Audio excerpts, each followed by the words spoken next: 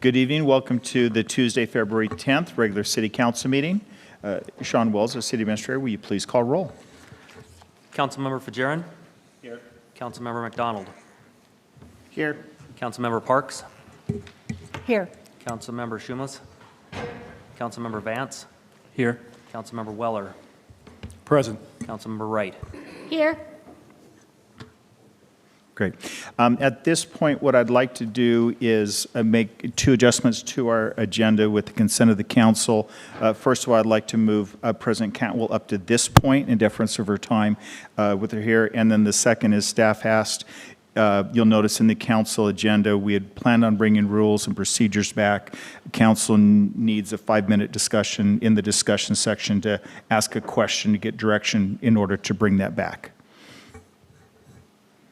So if that's in agreement. Okay, so I'll make those changes to the agenda. And with that, I'd like to invite President Cantwell up. Thank you very much for joining us. I appreciate your schedule, being able to make it here. You know, having a hellacious schedule is, can be an excuse, but in this case, it isn't. I would normally expect to have been with you, to have this be the second or third time, let me put it that way. And we just couldn't pull that off, and I apologize for that. So I will say it intentionally, I would be here more often, and we'll work in that vein. But I am the first person to say I can't make any promises. But I do feel strongly and have, you know, for most of my academic leadership career that. And I'm allergic to the term town gown, for those of you that still use it. I think it's an abomination because it doesn't describe the actual relationship that universities like ours have with, particularly when we live in small towns or areas where the population density is low. It implies that there is some sort of unique tension that is somehow different than the tension would be for any major employer in a small town. And I think that the real difference is that we bring students in for a significant percentage of our year. And we're blessed this year, and I wasn't here before, so maybe every year, but this year, both student government and the Greek system and our students have decided that integration with the town and the region is really important to them. And that is a blessing because you don't see that actually all that often. So would love to work together with you on how do we both take advantage of that and utilize it for our future.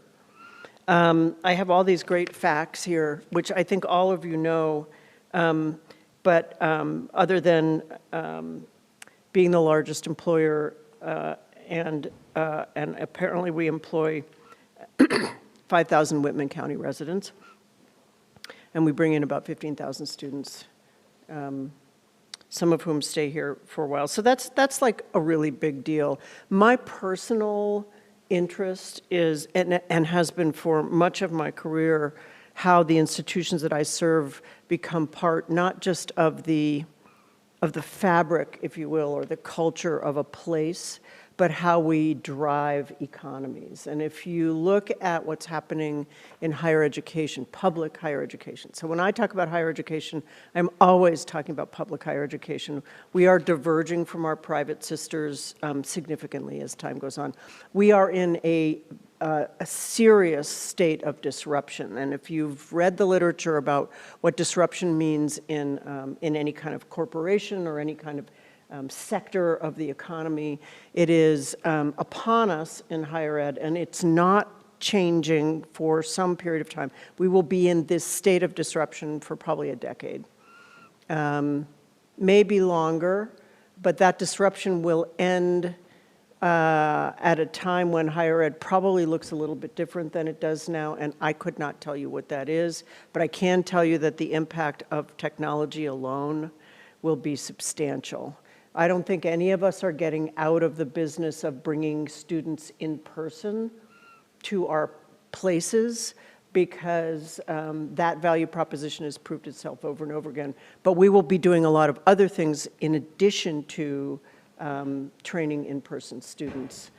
So I'm going to speak not just for Pullman, but for the fact that this is also the central location for the WSU system. We run the system from here, from this location. So we not only have our own campus and educate students here, but we run the system from here. So for all of our campuses, people come in and out from all of those locations. We have Glinda here from the west side, and a lot of my senior leadership goes in and out of this location with great regularity because they're serving at one time or another all the different components of the system.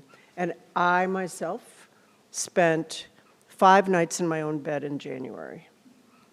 I hope that's not really the way it always is, but I do spend a lot of time going, and it's almost all in the state of Washington. I'm not jetting off to other parts of the country all that often.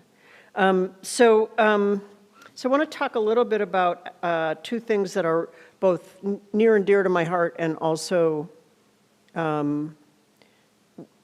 equally disrupted at this moment in ways that are adjacent to but not exactly the same as our higher education enterprise. One is college athletics. So I am leading 2 fundamentally disrupted enterprises that are absolutely, both economically, meaning in a budgetary sense, as well as in a brand sense, completely linked together.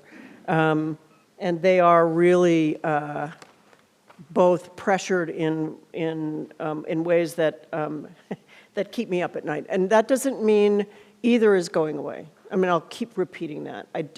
But I do think athletics is really interesting. That's in quotes. We are, I think, really positioned with a narrative that's going to grab a lot of attention for the next couple of years as the new Pac-12 kicks off so the formal the formal kickoff is July 1st. I'm not sure where it'll be, but it'll be a big hoopla. And then we start playing football in August. The schedule will be released, I think, by the end of this week. So it's sort of really coming into full view really quickly.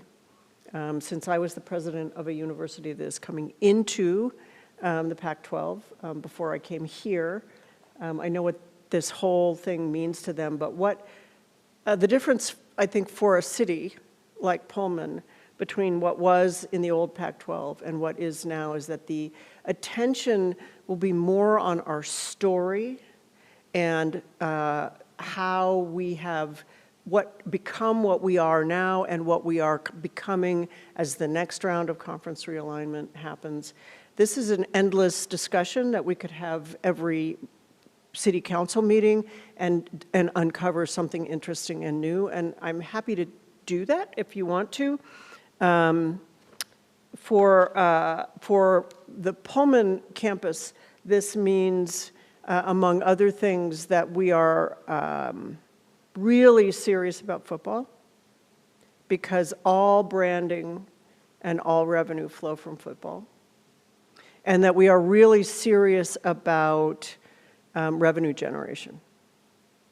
And we have to be, I think, what would be a really useful discussion kind of next time as we get rolling. And I'd love to come with single-purpose discussions, single-purpose, like housing, or I think it would be really useful to do that and have that on the record for my time with you. But certainly the fan experience, and we have raised enough money to put in new field, new scoreboard. The fan experience will be pretty remarkable as we kick off in the Pac-12. The concomitant pieces of that are actually getting people here and their experience getting into this place and staying here. And we are, I think, working really well and hard on what the university can do in terms of that surrounding set of experiences to attending a football game. But there's still work to be done there. And we have some amazing people that I think you should, we can always bring the new football coach well, not always, but we can bring the new football coach to a city council meeting. His time is much more precious than mine. He is amazing. But I also encourage us to think about other members of the athletics team who are working really, really hard on behalf not only of our student athletes and our students and our university, but on behalf of the community. So that's thing one that's keeping me up at night. The budget situation for WSU is also keeping me up at night. And I'll tell you where I think it's at, and Glinda can throw rocks at me if I don't get it correctly, but she and I have been together in Olympia for several days already, and we'll go back next week as the session ends.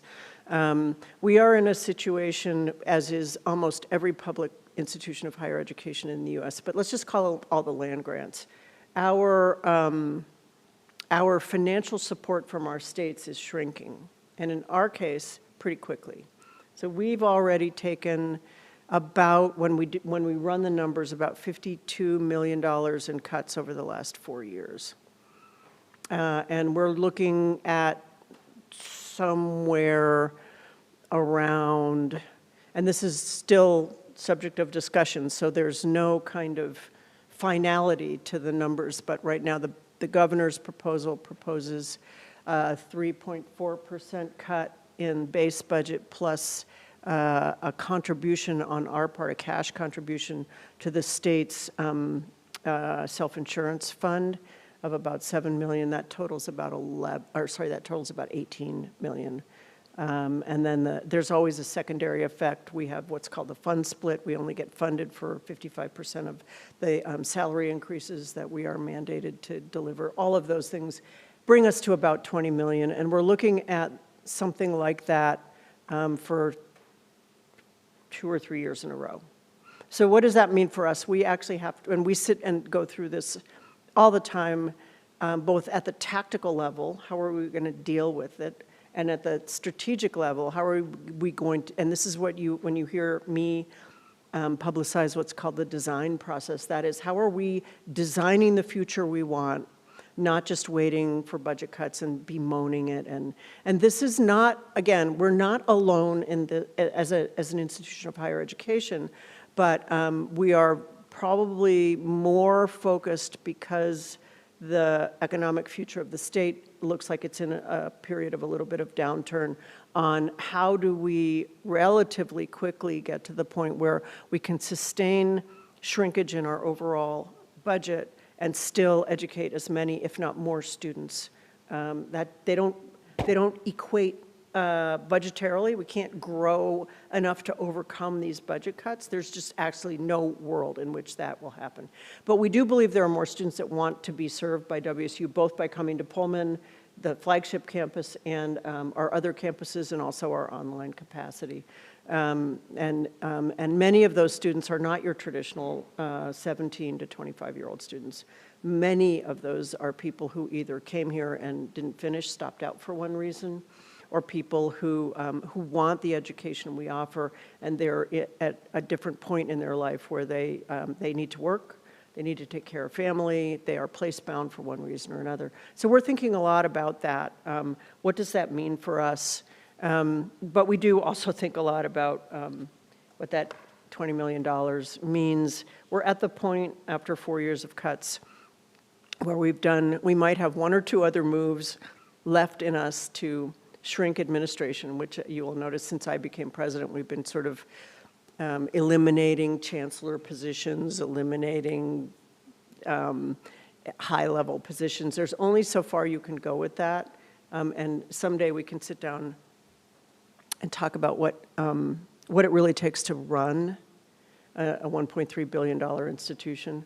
But so we've done everything we can there, and we've done everything we can on the operations side, meaning I like to say, we all take our own trash out. We take our trash cans and we go empty them somewhere. We don't have somebody coming in for maintenance to empty our trash for us. Actually, some of us do, but we've actually done those kinds of things. And what remains now is to look at programmatically at those components of the institution that, for many reasons, the one that is the easiest to describe is if we haven't graduated students in that major for 3 years, or we've only graduated 2 in the last 5, and we have a number of examples of that, We really do have to ask, is that what students want now? We're getting a lot of demand signals from incoming students about things they'd like to major in that we don't offer. They're not historical majors, but if you want to major in some aspect of AI, that actually takes some real thought. So how are we going to balance what we choose, and we will choose not to do, and what we choose to do? And that's really part of the design process, which is about a year-long process. It started maybe last October and went into a pretty long data acquisition phase. We just ended that. We did lots of surveys. We did sort of sit down and talk with people sessions at all of our campuses. We talked with faculty, students, staff, companies, local governments, NGOs, just sort of the components of regions. And we're now in the data analysis phase. So we're using AI, but we're also just looking at what are the things that are, what are the aspirations for about a decade out from where we are now.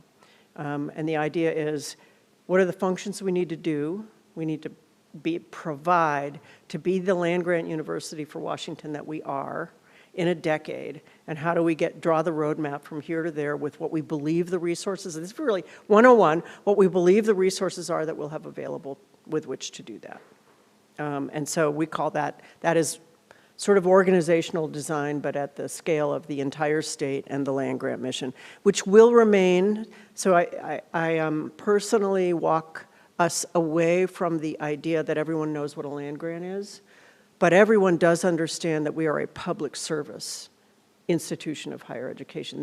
That public service is fundamental to who and what we are. So we provide that public service by providing the teaching and learning enterprise. We provide it by providing research that is of value to the state of Washington, and we provide it by engaging with our communities to solve problems that they don't have any other way to solve. And those are enduring missions. They were there when land grants were started at the end of the Civil War, and they're here today. And believe me, land grants were actually started to democratize education so that many of the people in America who had no access to education and therefore were seeing no economic uplifting, and it was really palpable at the end of the Civil War, had that opportunity. And if we have ever needed that, we need it now.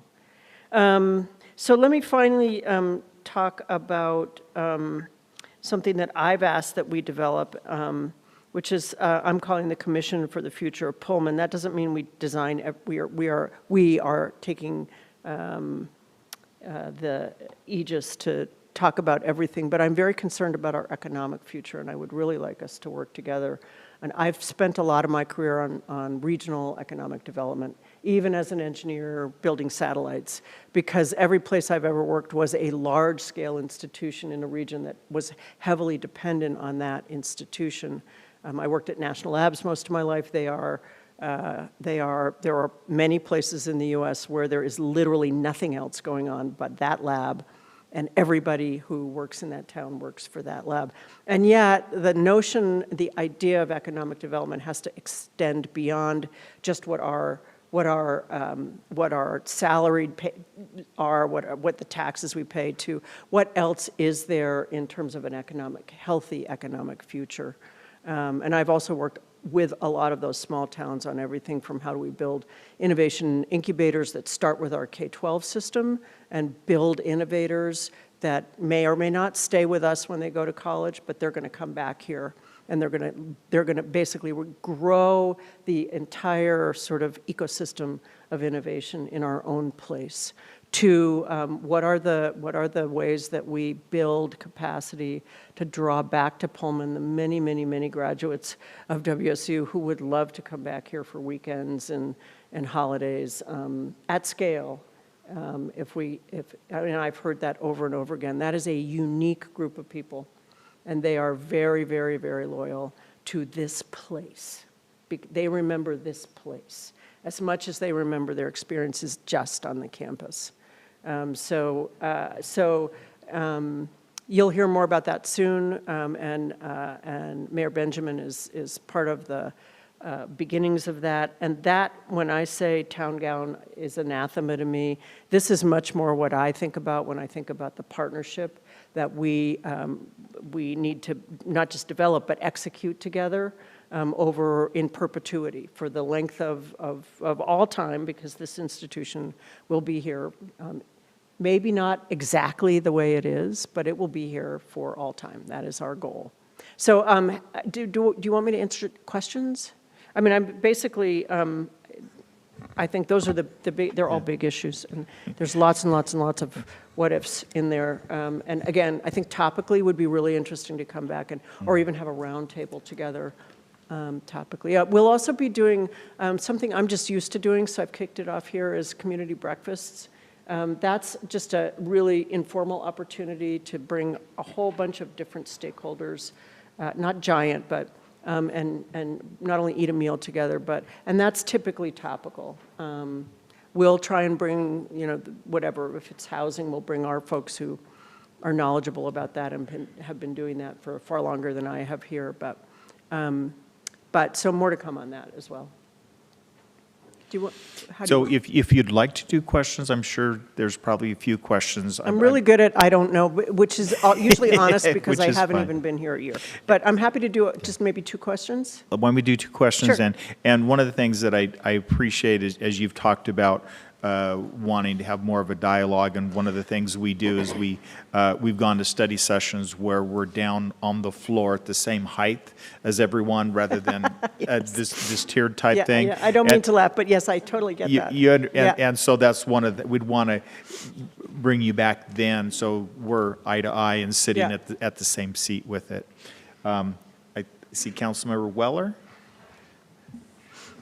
Thank you, Mr. Mayor. And then Tony. Thank you, President Cantwell. I greatly appreciate, I can't remember the last time we've had a WSU president in front of the council. I do live here. Yeah, and several of us have been here for a while, and the last 18 years, I can't quite remember when it's happened. So thank you so much. I don't really have a question. Francis has heard that, Mayor Benjamin has heard this before from me. I'm very enthusiastic about your presentation, your description, philosophy of not using town gown. That's a really, I appreciate that. Also, your emphasis on region and regional economics. I think that's something that I know myself as I've sat here, my master's degree, bioregional planning, that is really what we are. We are a powerhouse as a region. So I appreciate your focus and your emphasis on the entire community. I will yield the rest because Thank I you, just Nathan. wanted to say thank you. And Councilmember Schumas was the second one that got their hand up first, so they were the quickest. Okay. Thank you so much for coming today. I really appreciate this. I, too, don't really have a question. I just kind of want to shoot my shot since you're here. I own Pullman's oldest retail establishment. I own Rico's in downtown Pullman. My family's been here for 6 generations. My fortunes come and go with the university, so what the university does very much impacts somebody like me that owns a small business here. And I think about the university all the time. I think about what gets people downtown, what gets people to Pullman, and that sort of stuff. And everything that you said just really spoke to me. And some of the things that just been kicking around my head is this idea of the experience that the students have here.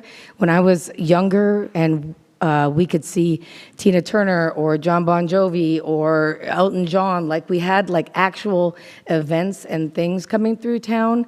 So it wasn't just a university town, but it was also kind of a tourist attraction that the university kind of drove those things, kept people coming into town.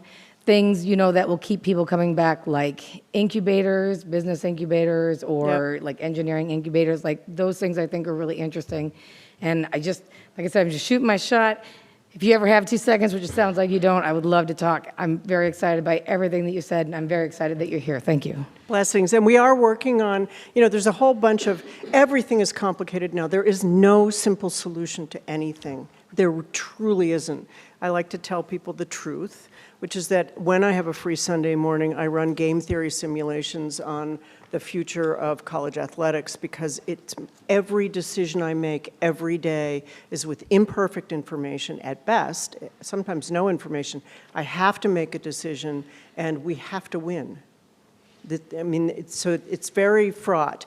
But we are, I mean, what you will see starting is more show-type events. It's challenging. Spokane is really, in that time period, built out a whole, more powerful than Pullman is, infrastructure for not just supporting things like that, but branding and advertising. So there is a discussion to be had around branding and advertising, I think. And we think about that a lot. So invite you to help us all think about different, so a narrative for Pullman is not necessarily the same as a narrative for WSU, especially as a really charming small town in what is this stunning area. So more to come there. Thank you, Mayor. I appreciate you guys.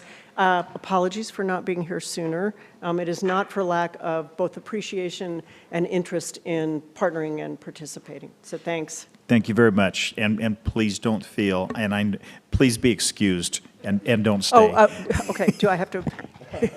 Can I go now? No, and thank you for your team that's here too. Appreciate that. Next item up is community announcements. The first one, Pullman City Council is starting the process of setting their 2026 through 2027 goals, and I'd like to invite the community to share their thoughts on potential goals for the city. Next Tuesday, February 17th, we'll be holding a council goal open house from 5:30 to 7 o'clock at the Neal Public Library. Come to the library at any point during this special meeting and share your thoughts and ideas with the city council. If you can't make it, you can still get involved online by visiting pullman-wa.gov/goals-priorities to fill out a form and share your thoughts. This form will be open through the end of February to collect your ideas so your city council can consider them as part of the goal setting process. Coming up at our next city council meeting on Tuesday, February 24th, will be the city council State of the City presentation. And I'll do that during the council meeting at 5:30. You can watch the presentation either live by come here to City Hall in person, or you can watch it live stream or on replay at youtube.com with the City of Pullman, Washington. The following city buildings are going to be closed for President's Day on Monday, February 16th. The City Hall, Administrative Offices, Recreation Center, the Senior Center, and Neal Public Library. And of course, our emergency services remain available always during that time. At the library, come to the Neal Public Library to get help with the federal tax returns. VITA's IRS certified volunteers will be available on Saturday, February 21st and the 28th from noon to 4. No appointment is necessary. And Parks and Rec is still looking for local bands to perform in the 2026 Concerts in the Park Summer Series at Rainey Park. If you're interested in playing, come visit pullman-wa.gov/bands to complete an application by this Friday, February 13th. I'm sure Megan doesn't want the administration being up there as a band, which is the fallback. Some of us have talked about our past musical ability. I think you would rather have a professional band out there, so please make sure that you apply. Next item is non-agenda related community comments. This agenda item is the first of two opportunities during this meeting for the public to bring comments to the attention of elected officials. Specifically, this item is reserved for public comments, concerns, or other information not related to a previous public hearing or final action on the agenda. The agenda item for comments will not exceed 30 minutes in total. Comments should be directed to the mayor or the city council as a body. No comment should be directed to an individual council member. Is there anyone who would like to provide non-agenda item related community comments? If so, please come forward.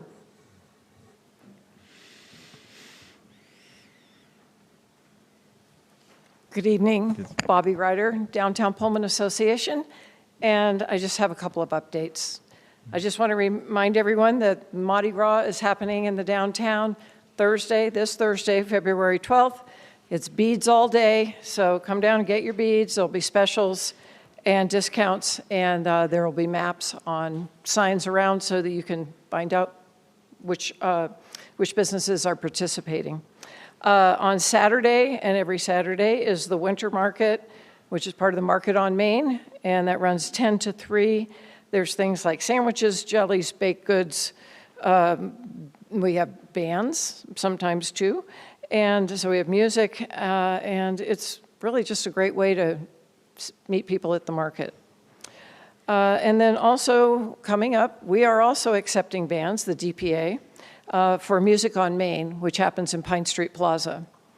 So we're looking for dance bands, and please see me. I've been working with Megan. We're not in competition. We're all in this together. So thank you. Is anyone else like to provide a non-agenda related community comments? Seeing none, we'll close that section. Next is city council member comments. This agenda item is opportunity for city council members to bring general comments on non-agenda related items to the attention of other elected officials or the community. Comments shouldn't be related to other items on the agenda. And with that, I'll start with Councilmember Shumas to my right. Is there any comments? No, I have no, sorry. I have no comments, thank you. Councilmember Parks? No comment. Councilmember McDonald? A couple of things. The first one, I also want to echo Bobby's comments about the Market on Main. I've been going just about every week, and one of the things that I think is really cool about it is that if you talk to Paul down there, he's eager to help you. If you've got a friend, if you've got a neighbor who wants to start a small business, like you can email them at info@pullmanmarketonmain.com. They'll help you with getting ramped up on that. And they said they're going to have a real full market and a little bit of a Valentine's theme. So I want to give them a shout out, and also tried the new Indian place in the old Foundry spot today. They're awesome. If we get out of here in a miracle before 9, then I'm going to go try their drinks too. So that's about it for me. Councilmember Weller? No comment. Councilmember Wright?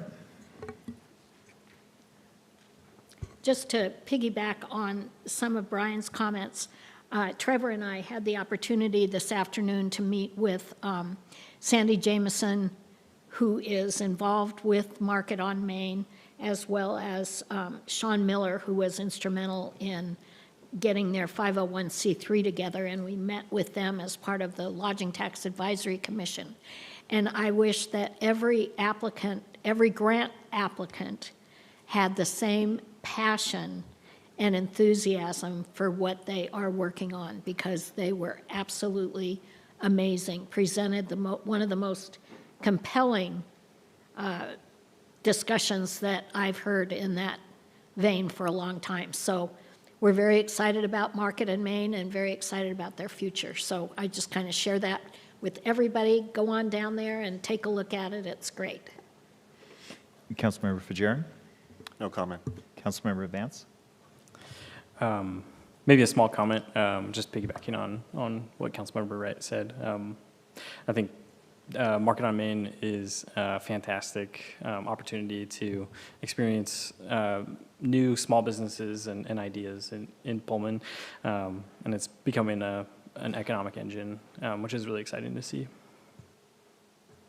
The next item is agendas for City Council requests for future agenda items. Is there any council members who would like to request a future agenda item? Councilmember Vance? Yeah, and feel free to, maybe might be speaking a little bit out, but I'm curious if for one of our future study session meetings, can I propose an item in regard to that? So this is an opportunity proposal. I would need a second, and then we can put it on the agenda for So future. the idea I have is, in the study session style meeting that we have in the future, one that is with Planning Commission and us meeting together to learn from them about the commission, from the commissioners. Is there a second on, I see a second.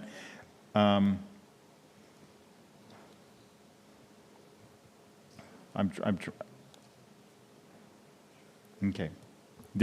And so, yes, we can put that together. There'll be some things that we won't be able to discuss just because of the separation that has to happen. So we'll just have to, there'll just be ground rules in order to make sure that we're not unduly influencing processes that we shouldn't be influencing. So. Well, so that one's been approved. So what, and yours, okay?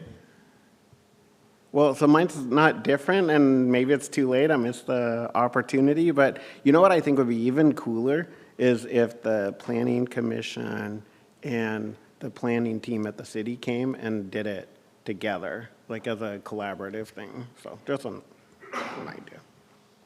I've seen, okay, so we'll work on that for a future study session. Okay, any others? Not? Next item is community comments on final action items. This agenda is the second of two opportunities during this meeting for the public to bring comments to the attention of elected officials on any agenda item. The City Council will take final action item. The agenda item for council is not to exceed 30 minutes in total. Comments should be directed to the mayor and the council as a body. With that, does anybody like to provide community comments on final action items? If you could then come to the microphone, please. And please introduce yourself so that we can make sure we get it proper into the meeting minutes. Is it okay if I put my computer on top of this, or is it okay to close? If not, I could just hold. Well, if there's a, Oh, this? there you go. Would I be given 2 minutes? So it's 2 or- minutes, so. Okay.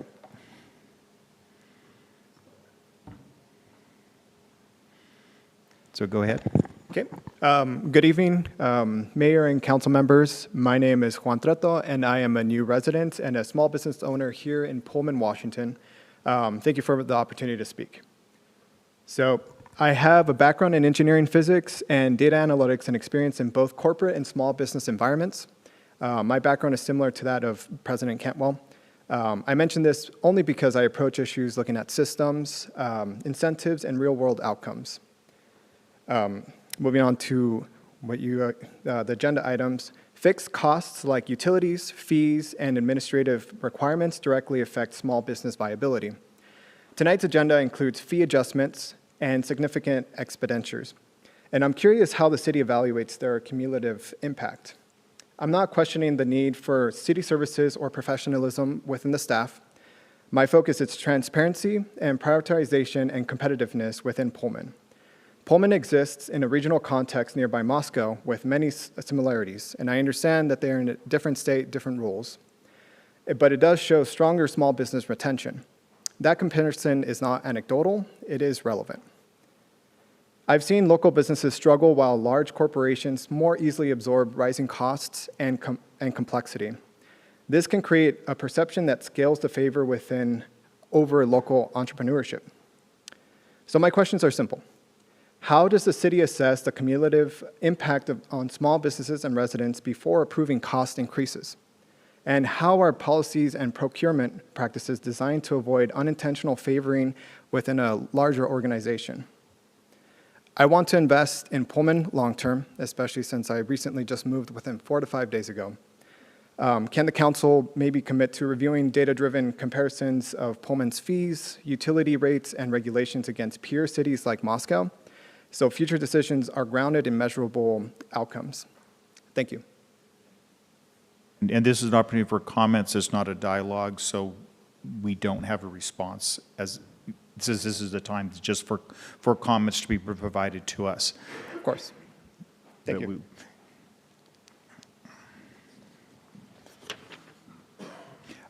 Next item on the agenda. Sorry. Oh, I'm sorry. Are there any other community comments? Thank you. Okay.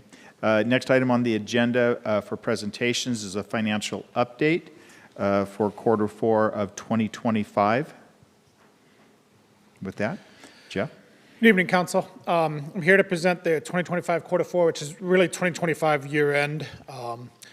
Usually, as we file our annual financial with the state, there may be some minor adjustments that occur, so I don't want to say this is final, but what you'll see will change minimal, if any. So really, this is a 2025 year summary. I'll also occasionally allude to some things in 2026 as I go through, as there may be some relevance. A lot of the stuff I'll talk about today is probably not new to the council. I will be repetitive, somewhat even just more for public information than anything. So I'll try to keep you engaged, and I apologize if some of it maybe is a little bit repetitive of things we've talked about in the past. So this is just a little bit of a summary of total tax revenue. This is for the entire city. Most of this tax revenue goes to support the general fund, but there is some that goes to street fund, there is some that goes to civic improvement also. So this is all tax sources. Primarily, this is based on property tax, sales tax, and utility taxes. Those are the three major ones that make up these components. As you can see, our 2024 tax revenue as a city was actually slightly less than 2023. It does tick up in 2025. A large portion of that's related to the Transportation Benefit District. But you can see how 21, 22, and 23, we had a consistent growth and really a level off in 24 and 25 for the tax revenue. So if you count the Transportation Benefit District, the increase from 24 to 25 is a little over 4%. If you do it over the 2 years, it's a little less than 2%. If you don't include the Transportation Benefit District, our increase over 2024 was about 1.7% in tax revenues, and the 2 year then would be about 0.8%. So tax revenues have really leveled off, and I'll kind of allude to some more details and various things as I go through other slides. So this is property tax revenue. This includes property taxes for the general tax levy, the EMS levy, and the bond, the 2018 bond that was used to, one of the primary things was to fund this facility. There's also a Parks and Recreation component and a few other pieces to that bond. So this shows revenues collected, so it doesn't exactly match the levy, because sometimes people pay their taxes late. If you see 2021 had a 5.3% increase over 2020, I'm gonna assume that a lot of that was surprisingly, a lot of people were delayed in making payments in 2020 due to COVID, so it was probably not necessarily, it was more about that. But generally, the levy goes up by 1% per year on existing properties plus new construction. So new construction, a lot of times, will generate anywhere from another 1 to 2% in property taxes. So you see, the new construction rate is slowed, which I don't think is surprising. So you see that increase has really gone down. So the property taxes that we actually collected, and this is what we actually received, was only about 2.4% above 24, and it's kind of slowly trickled down. Again, that 1% increase only is on the general obligations and the EMS. It does not change for the bond. That is a set amount that stays flat year to year, so there is no increase in there. About 27% of your property taxes in the city of Pullman go to the city. The rest of it goes to school district, state, county, the public hospital district, so Pullman Regional Hospital, and a small portion of the port. So just for reference, probably more for the community, about 27% of the property tax that you pay go to the city. The other 73% go to various other sources. I had a question in one of the previous meetings. Somebody had asked a little bit about state shared revenues. So this doesn't count grants, this is shared revenues. So there's various revenues that the state collects that then part of that revenue goes to various cities. So that's usually taxes on things like marijuana, liquor, fuel, fire insurance. They have some city assistance they provide. As you can see, those numbers have been pretty flat and actually dipped down a little bit over the years. One that's dipped in particular is fuel taxes. And a lot of that is because there's less fuel, you're seeing more electric vehicles, so you're seeing less fuel consumed, which of course produces less tax revenue. Some of that is shared with us and goes specifically to support our streets maintenance programs. But you see this has been, much like a lot of our revenues have been flat or even a little bit decreasing. And you probably heard some of this at a state level as you hear about the financial challenges that the state's having. I'm going to spend most of my time today is really focusing on the general fund. This is probably the most flexible fund. This is probably the most impactful fund where people see the impact of their tax dollars at work.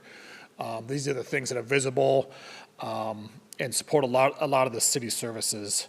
And again, most of these services are supported by tax revenues. That's why you don't get a bill when the fire department shows up to put out a fire. That's why you don't get charged when you go into the library. These are services that are supported primarily by tax. They're public safety, so police and fire, community development, library, parks and recreation, and then our finance operations and admin, which is a whole bunch of small departments kind of lumped together, includes the council, administration, finance, our city clerk, legal, HR, communications, and grants. So kind of all those core city functions that really make the services able to provide. So just a little bit of look at where the revenues come from to support the general fund. As you can see, a majority of it's from taxes. We already talked about that. About 30% of the revenue is generated by property taxes, about 22% by sales tax, another 20% by other taxes, primarily utility taxes, but there's a few other minor taxes in there with admissions and some of those types of things. License and permit revenue, fees, fines, and penalties. So these are mostly fees for services. The biggest one being recreation, actually being one of the biggest ones in there. But there's also then fines for parking tickets, fees associated with various services that are offered. We do receive some grants revenues. We receive a lot more grants in other funds, so a lot of our grant revenue goes directly to streets or transit or something along those lines, but we do receive some general fund grants and revenues, and then some miscellaneous services, which is kind of or miscellaneous revenues, which is kind of made up of interest, donations directly to the city, any settlements, disposal of surplus, those types of things. So about 70, actually a little over 73% of the revenues are from taxes, which is not surprising and not uncommon. About a little over 17% is fees, so it's things charged for permits, for services, for penalties, and then a little less than 10% comes from other sources. So the main source being taxes and followed by those fees. So in order to increase revenues, those are the two primary sources you would need to look at would be taxes or fees for services. So here's general fund revenues as a whole. So again, you saw a fairly consistent increase for 3 years and then saw that really flatten out in 24 and 25. I put on there, and this is specific to the general fund, the property tax revenue, which you see as a fairly flat but slowly consistent growth, and the sales tax revenue, which had pretty good growth actually for a couple years, and then as the last couple years has taken a slight dip back. The 23 to 24 sales tax reduction was a combination of both construction and retail sales tax reductions. The 24 to 25 was really solely off of construction sales tax reductions. Retail sales tax actually increased, just not a lot, but it increased slightly from 24 to 25. But as you can see, those two sources combined for a little over $15 million, about $15.5 million, so that makes up over half of the revenues just from those two sources. So what do we spend the money on? Over 60% of the general fund is spent on public safety. Again, not uncommon. Police and fire are two of the most valuable services we offer to our community, so that's where most of your tax dollars go, is to provide those services. Parks and recreation is the next. That one's a little bit higher, currently based off of some of the capital projects. They do have external source funding, either through Metro Parks or through donations for a lot of those projects. So it's a little bit higher than you may have seen in some years, but they also have a funding source to come with a lot of those expenses. Then you see the finance and administration group, community development, library, and then the legislature branch that makes up those. So again, about 60% of the costs are associated with public safety, and a little over 70% are related to personnel. Cities are basically in a service industry, And any of you who work in the service industry know your number one cost is people, right, to provide those services. So no different than any other business in that range. So let's take a look at general fund expenses. Again, 21, 22, 23, you saw kind of this consistent trend up as you saw in revenues. Where deviated from revenues was in 24. 24, the expenses kind of kept going up. The revenues flattened. Expenses did flatten out a lot in 25, as you can see. So the 24 to 25, and this is all expenses. Down below, you see the capital. Our capital, as you've heard me say before, was really depressed during COVID, either because of concern about expenditures or just literally couldn't, in some cases, couldn't spend money on capital. We couldn't buy vehicles. They weren't available. We couldn't do some of the construction projects because they weren't available. So that was very low, and that really extended through 22. It really wasn't until about 23 or 24 where we started to see some normalized capital expenditures that have grown out. The other thing that does depress the expenses for 25 is the council in the last budget process approved deterring the transfer of utility tax revenues to support transit for a 2-year period. So that was done for 25 and 26. So that was an expense that was not incurred by the general fund to the tune of about 1.3 to 1.4 million. That continues this year and is set to return. So that would be an expense that would get added back in 27. Just to put a little bit in perspective, the operational only expenses for 2024 was about 31.1 million. The operational only expenses for 2025 is about 30.9 million. And currently, the budgeted operational expenses for 2026 is about 31.5 million. So we really did a lot of work when we developed the 25 and 26 budgets to keep those operational expenses flat. And we're very successful in 24 to 25. Had originally budgeted about a 2% increase for in operational expenses from 25 to 26. What you'll hear me talk about later is actually reducing that operational budget by about $1.1 million, which means that operational budget from 25 to 26 will actually go down by about $500,000. So the operational expenses will be budgeted for $500,000 less than was actually expended this year, and about $0.7 million less than was spent in 24. Which was a lot of work involved, and I'll certainly talk more about later, because some of those operational expenses did increase and really kind of out of control as you talk about things like utility rates, insurance rates, some of those types of things. So now we're going to go through the departments. I'm going to go through these a little bit quicker. A lot of the themes are fairly common in them. You'll hear me talk a lot about low capital expenses in 21 and 22. Expenses really related a lot to staffing increases and kind of consistent inclines. Most of them have fairly similar tracks of expenses that you saw as the city as a whole. So again, legislative, finance, and administrative, this makes up 8 different areas: legislative, administration, finance, clerk, legal, HR, communications, and grant. Definitely seen some increase in demands. Clerk continues to get a very large increase in public records requests. We certainly had increases in on the legal team. Thad certainly had his share of work cut out for him, along with some other legal services in the past year.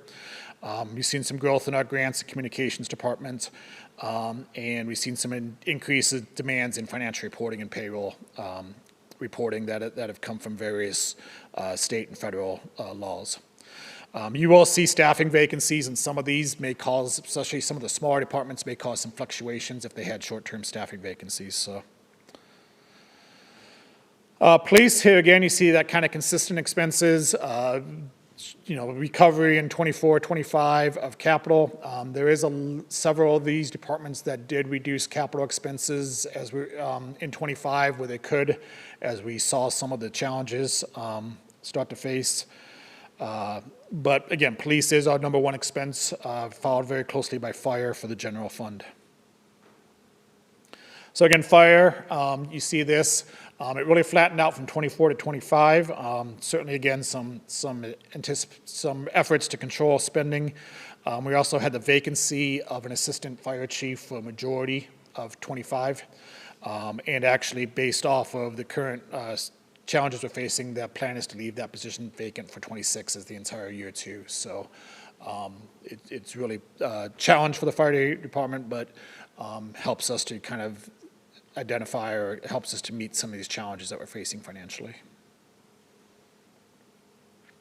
Community and economic development.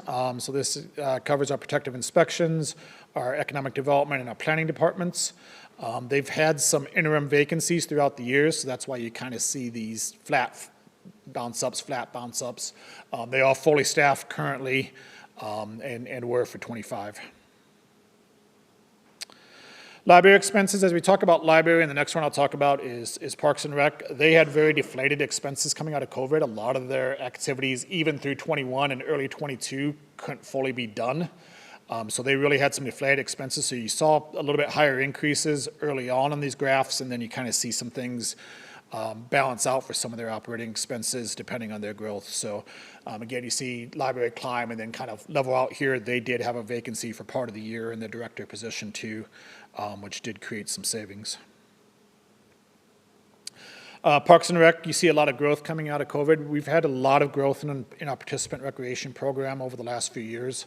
I think every year they kind of set a new record over the previous year once we got out of COVID.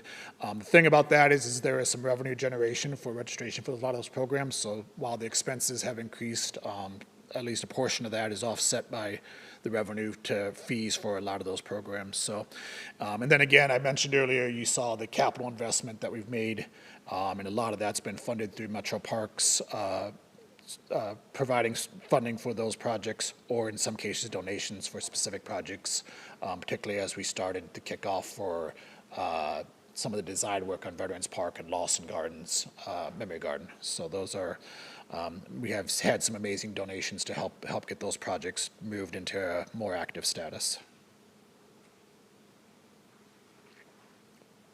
The other expense I will mention for 2025, when we put the budget together, we had planned on operating the Pullman Aquatic and Fitness Center for 8 months. We ended up operating it for the full year. As that transition occurred from the ownership of Pullman School District to Schweitzer, they asked us to continue to operate that for that 4-month interim period to smooth transition to make sure we didn't disrupt services to the community. So that is some additional expenses that we hadn't necessarily planned on for 25, but I think has really helped that facility transition smoothly, and I don't believe the community has seen disruption in that, which has been great.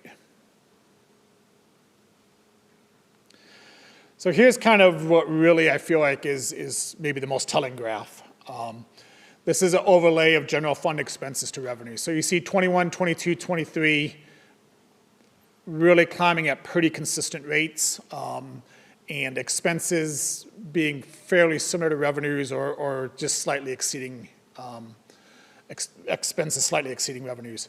And then what happened is 24 is you saw the expenses continue on the same trajectory and the revenues flattened. And so it created about a $3 million gap in 24. We used cash reserves to cover that. 25, we flattened the expenses, as you can see, but the revenue stayed flat too. So we then still had this gap. We didn't close the gap. We didn't make it bigger, but we didn't close the gap. And so we followed 24, a $3 million gap up in 24 with a little less than a $3 million gap in 25. And so now we're kind of on this pace where if revenues don't increase, we're going to continue to have this gap even if expenses don't increase. And that's really the challenge that we look at for 26 and beyond is how do we either increase revenues or decrease expenses to close that gap that really developed. And a lot of this, was really coming out of COVID. There was a lot of expenditures that were depressed during COVID, in some revenues also, but then what we saw is as COVID came out, and this was a nationwide trend, is a lot of people spent that built up money. So they were investing in businesses, they were spending money at stores, they were spending that and that pent up, and that really led to that strong revenue growth in 22, 23, and that kind of ran out in 24. People became more cautious about investing, people became more cautious about expenditures, people became more cautious about growth, new construction, those types of things, and that really led to that flattening there that we need to really now work to figure out how to close that gap. So that's the general fund. I am going to touch on the other funds, and this first slide's a little bit of information. So the state kind of dictates categories of funds. So the general fund always starts at 001. They have then what they call the 100 funds, which these are special revenue funds. So that means there's a revenue source that's provided by that fund that can only be used for a specific purpose. So in our case, that's our streets fund, a civic improvement fund, and a fire pension fund. So those revenues have to be used for those resources. We have a debt service fund, which, as I mentioned, we have a debt service based off a 2018 bond. We have a capital fund, which is the expenditures related to that bond, and then we have a cemetery capital account that we have capital improvements for their set aside for the future expansion or upgrades to cemetery, of which we did do a cemetery expansion this last year. We have our enterprise funds. So this is our utilities, our water, sewer, wastewater, stormwater, and transit. The easiest way to think about an enterprise fund is it's kind of a business within the city. They're designed to self-sustain. They generate revenues to cover their expenses, and they're really kind of their own business. Then we have our internal service funds, which again are kind of similar to that they're in their own business, but their business is solely to serve the needs of the city. And that's our equipment rental division, our government buildings, our IT, and our GIS. So again, they're kind of a business within their own, but their only customer is the city. So it's really important for them to work and control expenses, because that decreases expenses for all the rest of the city. We have our custodial accounts. So these are technically separate entities, but we manage the funds for them. So the airport is the biggest one, Metro Parks District, and the Transportation Benefit District. So by law, those are actually unique entities. We manage the funds. Metro and Transportation, you'll hear us talk a lot about it, because the sole reason that they exist is to support city functions. So they're a little bit different than the airport. And then we have what's called our permanent funds. These are funds that are set aside basically with interest to be used for city purposes. So we have a Larson Garden endowment account. It has about just a little under $2.9 million. Interest off that every year can be used to support the operations of Larson Garden. It doesn't cover all the costs, but definitely helps offset that. And then we set aside money in the cemetery, and that money then can get transferred into the capital project for the cemetery for future capital needs of the cemetery. Right now, the general fund, again, is not covering operational expenses, much less capital. Most of these funds are challenged and they're seeing declining cash, but that's in most cases more based off of capital needs than it is operational needs. So they're definitely challenged financially, similar to the general fund, but not quite as extreme. So we focus mostly on expenses here. This is a streets and arterial streets expense. Again, a large portion of the revenues from this comes from grants specifically for projects. You see a huge jump in 2024 in expenses. That would be the majority of that related to the downtown project. And the majority of that project was funded through grants, just like a lot of these street projects are. So there's usually some level of local match or local, in that case, local funds that need to be added to that project. But the majority of this is revenues. So you can kind of see this is really based off of projects. The capital projects come from grants and through REIT, and the operations are primarily funded through utility tax here. And we're going to talk a little bit later tonight about the TBD supporting some of these efforts, the Transportation Benefit District supporting some of these expenses, both on the operational and capital side. Utilities expense, so this is just operational expenses that you see in the blue line. So that's solely the operational, and then you see the capital expenses in kind of the beige line. Utilities does cover their operational expenses with their revenues.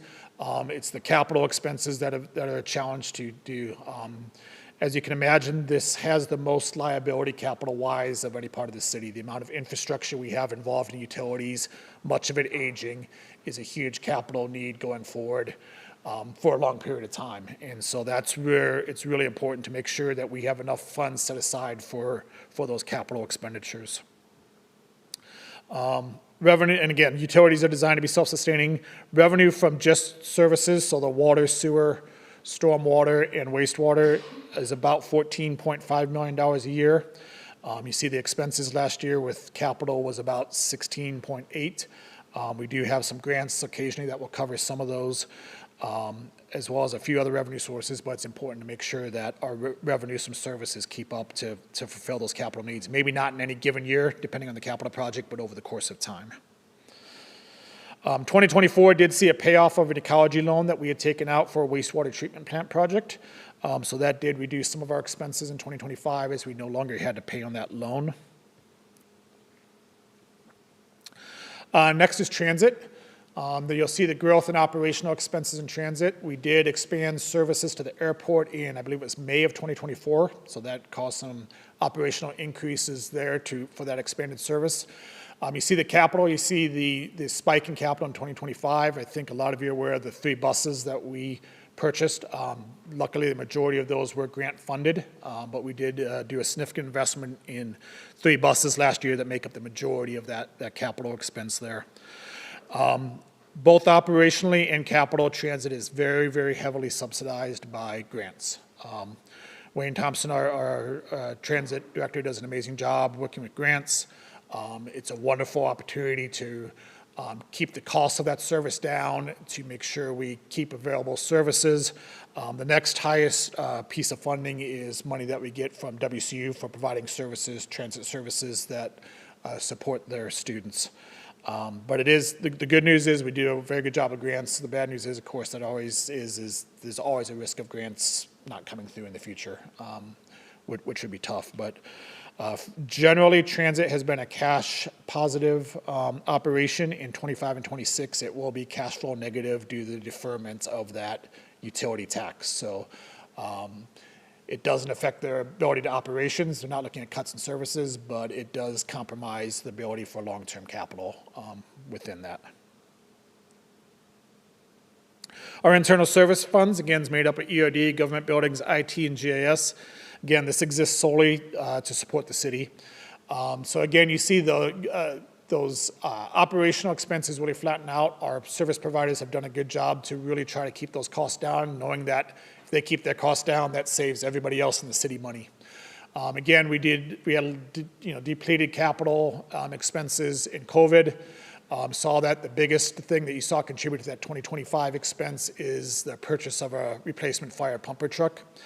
It's really critical to make sure that we keep up on some of that equipment replacement.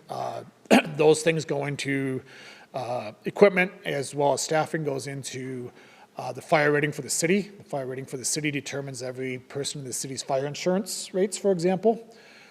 So if we compromise capital or staffing, that has the ability to increase insurance rates for the whole city. So it's really important that we make sure and keep investing properly in some of those public safety things that have indirect impacts on our city residences and businesses.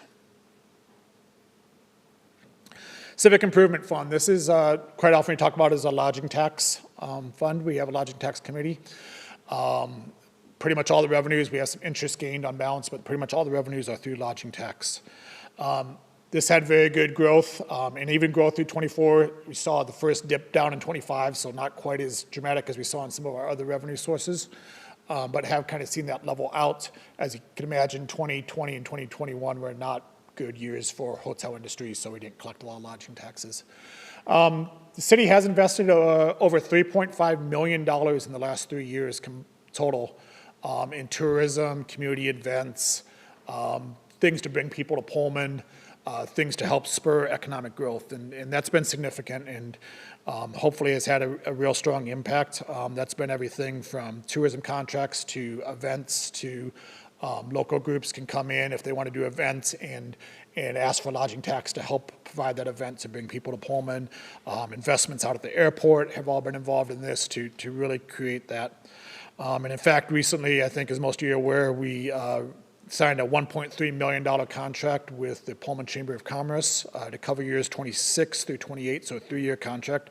We're very excited about that partnership and really hope that that investment that we're going to make with them to create tourism, bring people to Pullman is successful, and I think they're going to be a really good partner for us in trying to meet that goal.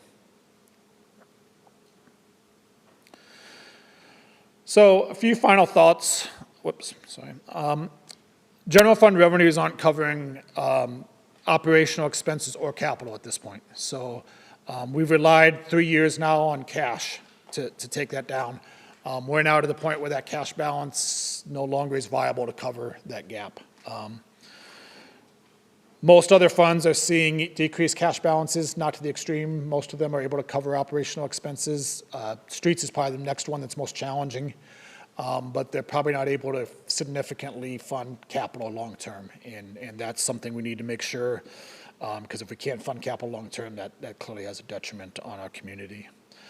So really, we need to look at making some long-term decisions. And as we talk about some of these financial decisions tonight, as well as in future nights, yes, a lot of it's going to focus on the 2026 budget, but a lot of these decisions are long-term decisions. Like I said, if we just make short-term decisions, we're never going to close that gap. We're just going to maintain it. It's just going to stay there, right? And so if we solve our 2026 problem with short-term decisions, now we've just made a 27 problem or a 28 problem or a 29 problem. So it's really critical.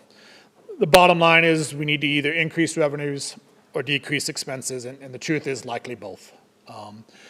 And I really have to give a lot of credit. I'll talk a little bit about this on the budget amendment portion, but I really have to give a credit to our department heads.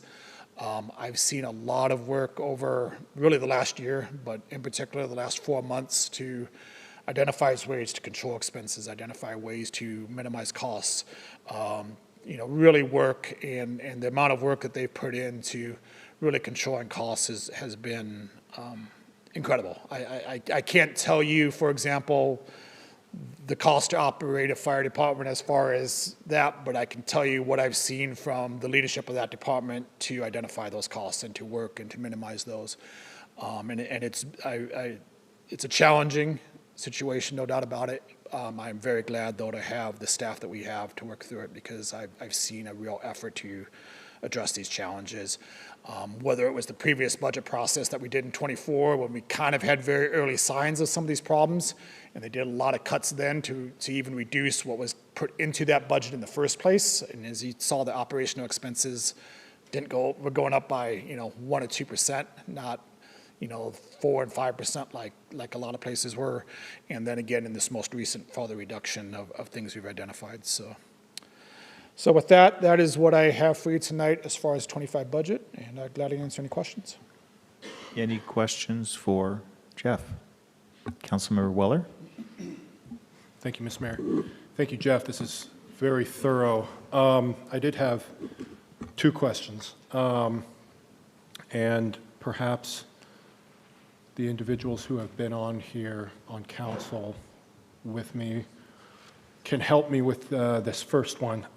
So I know years past, perhaps it was a 5 or 8, we had some issues with recouping costs from ambulance billing. And I know we went through a significant kind of cleaning to try and find out how to do that better. And that had been kind of a financial black hole. Can you explain, before I get to my second question, how are we on that, and is it still an issue? Yeah, so I have a little bit of history. We now contract with a company called System Design, who does our ambulance billing. Just like any other medical billing, it has gotten so complex over the last 5 to 10 years. So we do pay a fee for that service. With that said, and I don't know exactly what it means to individual collections, but we, starting in probably 22 or 23, saw a significant increase in ambulance billing that we recovered from insurance companies, Medicare, those types of things. I can't give an exact of how much of that is increased calls versus increased recovery of those expenses, but we have seen a significant increase in recovery of expenses. So I think it's been a good partnership that has played out well, and I'm guessing addressed some of those concerns that you were probably dealing with 5 years ago. Okay, I appreciate that. And the second question I have is, and this, I already know, this is not going to be a popular question, but I brought it up for the last decade. And especially in light of the great presentation that President Cantwell did, and the hardships that they're facing, right now may not be a good time to talk about this, but I would like to still bring it up. Many other cities and communities that have colleges, private and public, land grants, so have agreements that center around PILT, payment in lieu of taxes. And this is something I know I've brought up before. And I'm not saying right now, because all of us are facing a lot of issues, financial issues.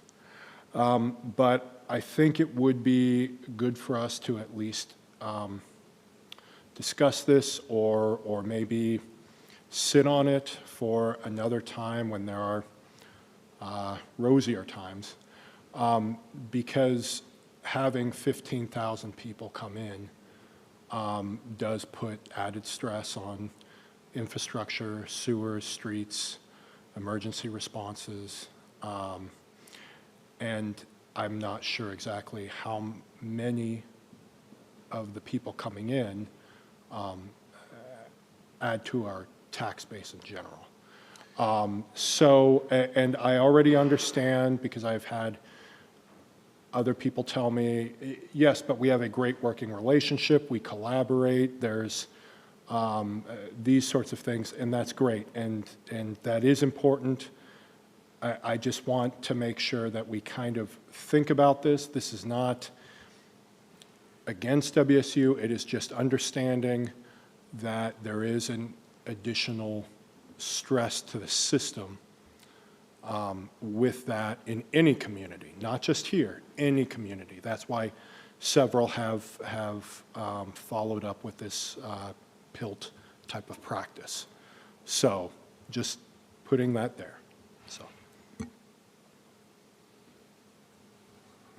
with that, Councilmember Parks. Thank you. And I'm just going to ask this question. I think I know the answer, but with the recent property tax reassessment increase, is that the difference that we're seeing between 24 and 25 in this chart of property tax revenue, or are we still, is that still affecting? Yeah, so Revenue. the assessment as a whole, and it may vary for individual property owners based off what their assessment does, but let's say the assessment for the whole city of existing property was $1 million last year. We will only go up 1% total for the city. Now, depending if your assessment goes up more, you might get more than 1%, or if your assessment goes down, you might, but as a whole, we will only get 1%. So we will get $1,010,000, right? So we only see a $10,000 increase.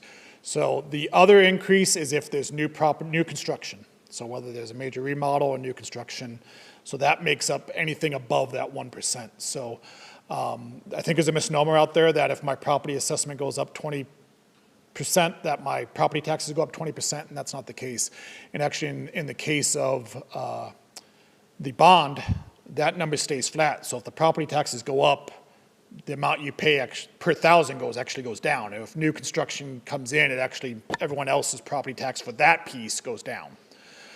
So it doesn't, there certainly is some correlation, but it's not a direct correlation. So if property assessments go up 20%, all of the property tax participants aren't seeing a 20% increase. Although there is, I think, a couple state ones that are just a straight, they don't have the cap on, but for the most part, there's a cap on what you can see those increases to be.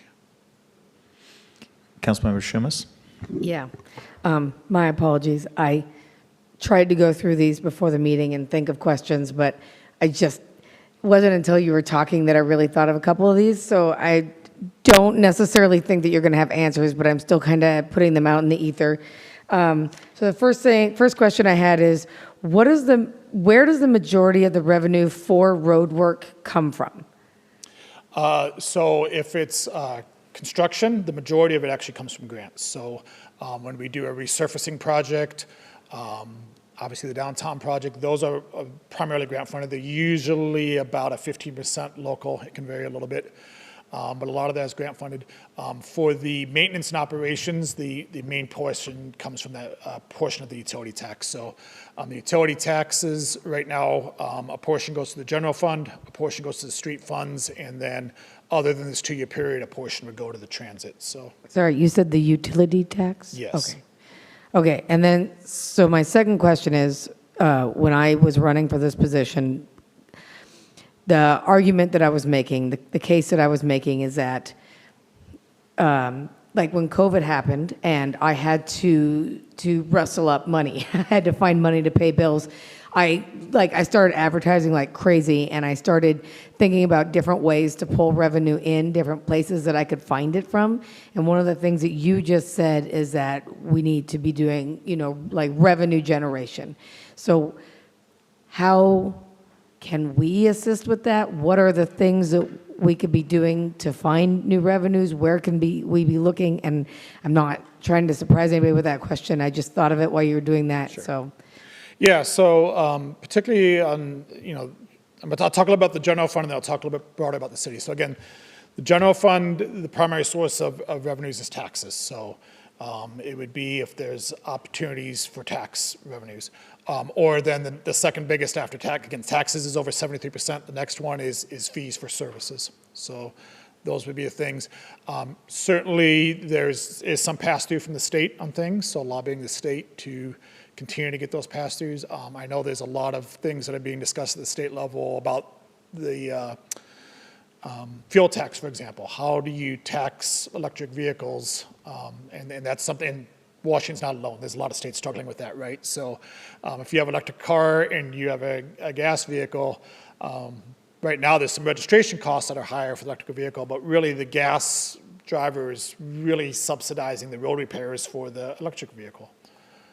There's obviously lots of advantages to doing an electric vehicle, but you're not contributing to the road repair at the same rate. So some of those types of things, and those are state and in some cases even national issues, to make sure that you talk about and do that. So that is an option. Obviously then, not as much in the general fund, but a lot of it is grants, and it's important that we maintain our grants. Like I said, transit has done a wonderful job. It's put transit in a very good position. But if those grants go away, that all of a sudden goes from probably our best funded fund in the city to our worst funded overnight. If those so making sure that legislators understand the importance of these grants and what they go to and the impacts they have is a good option also. Okay, thank you. I really appreciate you taking the time to show us all this, and I really appreciate the chance to talk to you. I think you're really knowledgeable and you're really good at talking to us, and I just really appreciate that. Thank you very much. Councilmember Vance?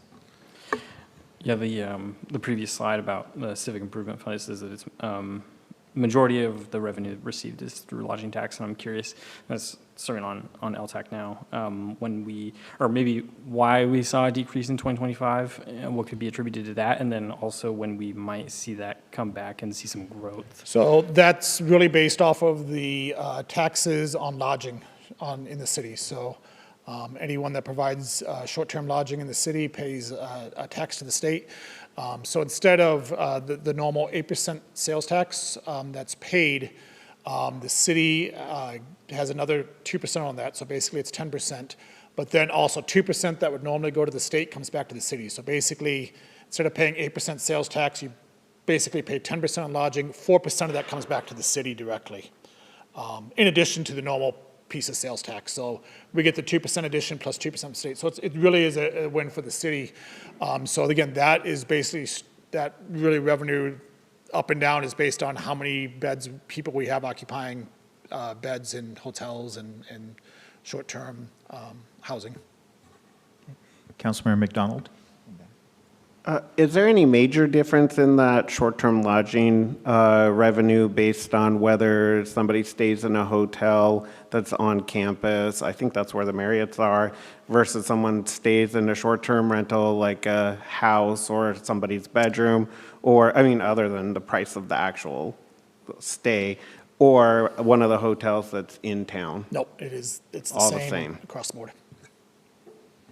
Councilmember Wright? Did you want a second? I think just to add to the comment earlier about lodging tax, I think a lot of last year's decrease resulted from the confusion over the conference realignment, and so I think we really did see a sharp decline in the number of people coming into town for games and consequently spending the night. A lot of people I know were just coming in, stayed for the game, and left. there were a lot of transportation options for people, like I'd heard buses coming from the Tri-Cities. And so it was like, you know, like a party bus. They'd leave in the morning, stay for the game, go back to the Tri-Cities. The same thing, I think, with Spokane.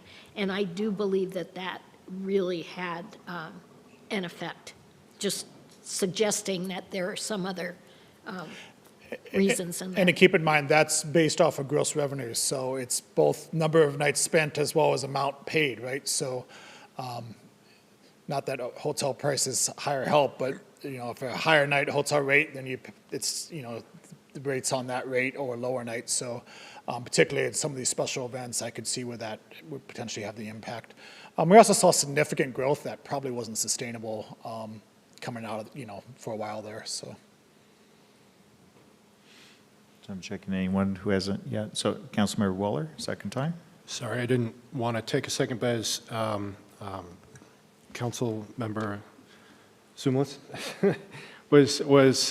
I just say Tane, so I mean, it's so challenging. I did want to say another thing that's important is for us to remember to talk to our state representatives and even fellow community members. The initiatives that were passed in early 2000s have had significant impact on the infrastructure developments that we are facing now. And so, you know, 1% cap on some of these things that the city could have been taken care of, but we can only go 1% each year. So that means it's degrading so much more. So we're facing the downstream effects of some of the initiatives that were meant in good, you know, I mean, to provide more oversight, yes, but it also controls what we can do to fix our own roads and infrastructure, sewers, those sorts of things. So it's very challenging. And I would say also state-funded mandates are a huge, you know, encumbrance on us. So anyways, just wanted to mention those two. Not seeing any other questions. Sean, do you have any comments related to it? I think the thing that you're seeing is that when we went into the budget 2024, we trimmed significant amount of money. To get to where we're at right now, you'll see later in the meeting a pretty detailed list of changes, and that's where Jeff talked about just the work that our department heads have gone through and where else can be trimmed in this way, and that's why you have such a detailed list in front of you. So thank you, Jeff, for all your hard work on this. The next item up is confirmation of appointments, and I have before you the salary commission, where I am asking for confirmation of Steve Heston, Allison Montrotello, Shay Vishay Ortega, Hans Smith, and Kelly Thorne to be onto the salary commission. And with the entertain a motion? Accept this roster? And the second? Do we need to read, or is that? And with that, any discussion? All those in favor signify by saying aye. Aye. Any opposed? Next item is the consent agenda. The items listed on the consent agenda are considered to be routine in nature and will be enacted by a single motion of the City Council without separate discussion. With this, I'll entertain a motion to read the consent agenda by title only. So move. Second. Any discussion? All those in favor signify by saying aye. Aye. Any opposed? Passes. That, if you could please read the consent agenda. Thank you, Mayor. First item is a motion to approve disbursements for accounts payable checks number 2011-33272 through 2011-33569, totaling $3,919,900.46. Item 2 is a motion to approve disbursements for advanced travel checks numbered 1474 through 1479, totaling $30,182.50. Item 3, a motion to approve disbursements for electronic transfers numbered 605 through 639, totaling $2,693,064.06. Item 4, a motion to approve the transfer of sales tax revenue to CIP Reserve Fund for 2025 Q4 in the amount of $181,826. Item 5 is resolution number R-05-26, a resolution adopting the Comprehensive Stormwater Management Plan dated December 25th for the city of Pullman. Item 6 is resolution number R-06-26, a resolution accepting a public and transit access easement granted by Pullman School District number 267, authorizing the execution of said easement and providing for other matters properly related thereto. Item 7, a motion authorizing purchase of 2 30-foot electric buses from BYD Coach and Bus LLC with 79% grant assistance from PT 1044 via state purchasing contract 06719. Item 8 is a motion to accept the sanitary sewer rehabilitation 2025 contract as complete. Item 9, a motion to approve the 2026 Whitman County Humane Society contract renewal. And finally, item 10, a motion to renew an agreement for court services, incarceration, prosecution, and indigent defense with Whitman County. Do any council members desire to have any items removed from the consent agenda to be discussed separately? Seeing none, I entertain a motion to approve the consent agenda. So moved. With that, any discussion? Seeing none, all those in favor signify by saying aye. Aye. Any opposed? Consent agenda passes. At this time, we're going to pause the regular city council meeting in order to open the special meeting, the Metro Parks District meeting. And with that, Sean, if you could call roll. President Benjamin. Present. Commissioner Fajarin. Present. Commissioner McDonald. Here. Commissioner Parks. Here. Commissioner Sumas. Here. Commissioner Vance. Here. Commissioner Weller. Present. Commissioner Wright. Here. All are present. While it's not listed on the agenda because we are doing final action, we do need to have community comments on this. So are there any community comments related to final action items for the Metropolitan Parks District? If anybody would like to provide community comments. Seeing none, I'll close that and we'll move on to the order of business. The first is a motion to dispense with the reading of November 4th, 2025 special meeting and approve them as submitted. I'd entertain a motion. So move. Second. Is there a second? And with that, any discussion? Seeing none, all those in favor signify by saying aye. Aye. Aye. Any opposed? Motion passes. And then next up, Jeff, we'll see a lot of you tonight, so Jeff for the next motion. Before you is a resolution to amend the 2025-2026 Metro Parks budget. So again, the Metro Parks District collects property tax revenues and basically then, for almost lack of a better term, basically pays the city to do the service for them is really kind of the way to look at it. So when we developed the budget in 2025, we had not confirmed the CIP plan at that point. And the other change is our updated property tax revenue projection and insurance costs. So you see to amend the revenues from the property tax up by a little under $70,000. We received our insurance costs for 2026. The Metro Parks District used to get a fairly substantially better rate than the city did. So that's why we did our insurance through them. That's not so much the case anymore. It's still a little bit beneficial, but not as much. As you see, probably with a lot of other insurance, that's an increase on the insurance. And then you see an increase of $1.9 million. So that is for capital projects. A large portion of that is related to Veterans Park and Larson Garden, Memory Garden, which at the time when we approved the budget a year and a half ago were not active projects. There's now been enough fundraising done that those will both move into active, or are moving into active project status, and look to see, maybe not completed, at least in the case of Veterans Parks, but at least see substantial progress made. So basically what I do is amend the revenue and those two expense line items for 2026.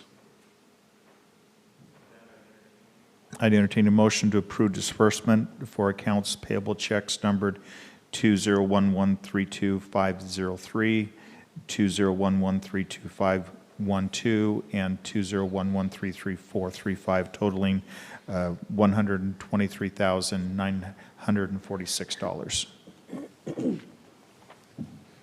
Entertain a motion. I think you jumped ahead in the agenda, I think we need a motion on the budget amendment first. the resolution. That is not on board docs. I'm looking at it There right is here. 1 and 3, there is not a 2 Oh, no. on board docs. Interesting.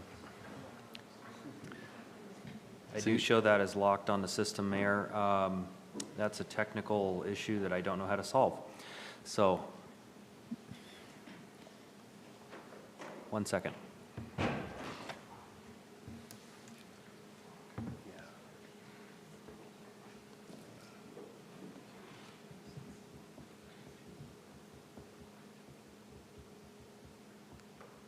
I was thinking what Jeff was talking about was different than this, what I was reading.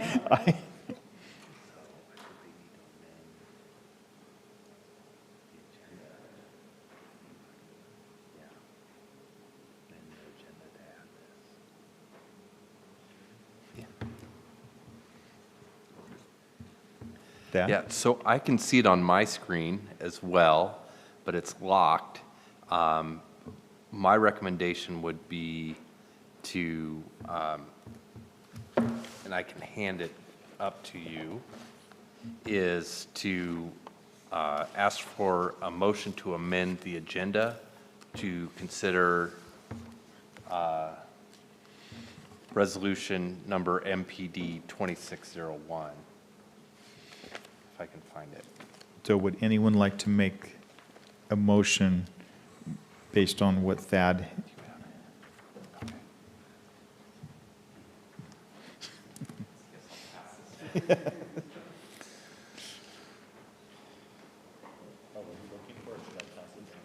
Well, I'd entertain the emotion.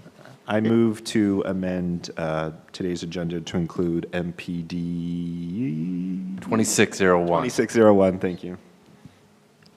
Second. Is there a second? With that, any discussion? It was well described. Well, this is just the motion to amend, This is the motion to amend, to add it. to add it. So all those in favor signify by saying aye. Aye.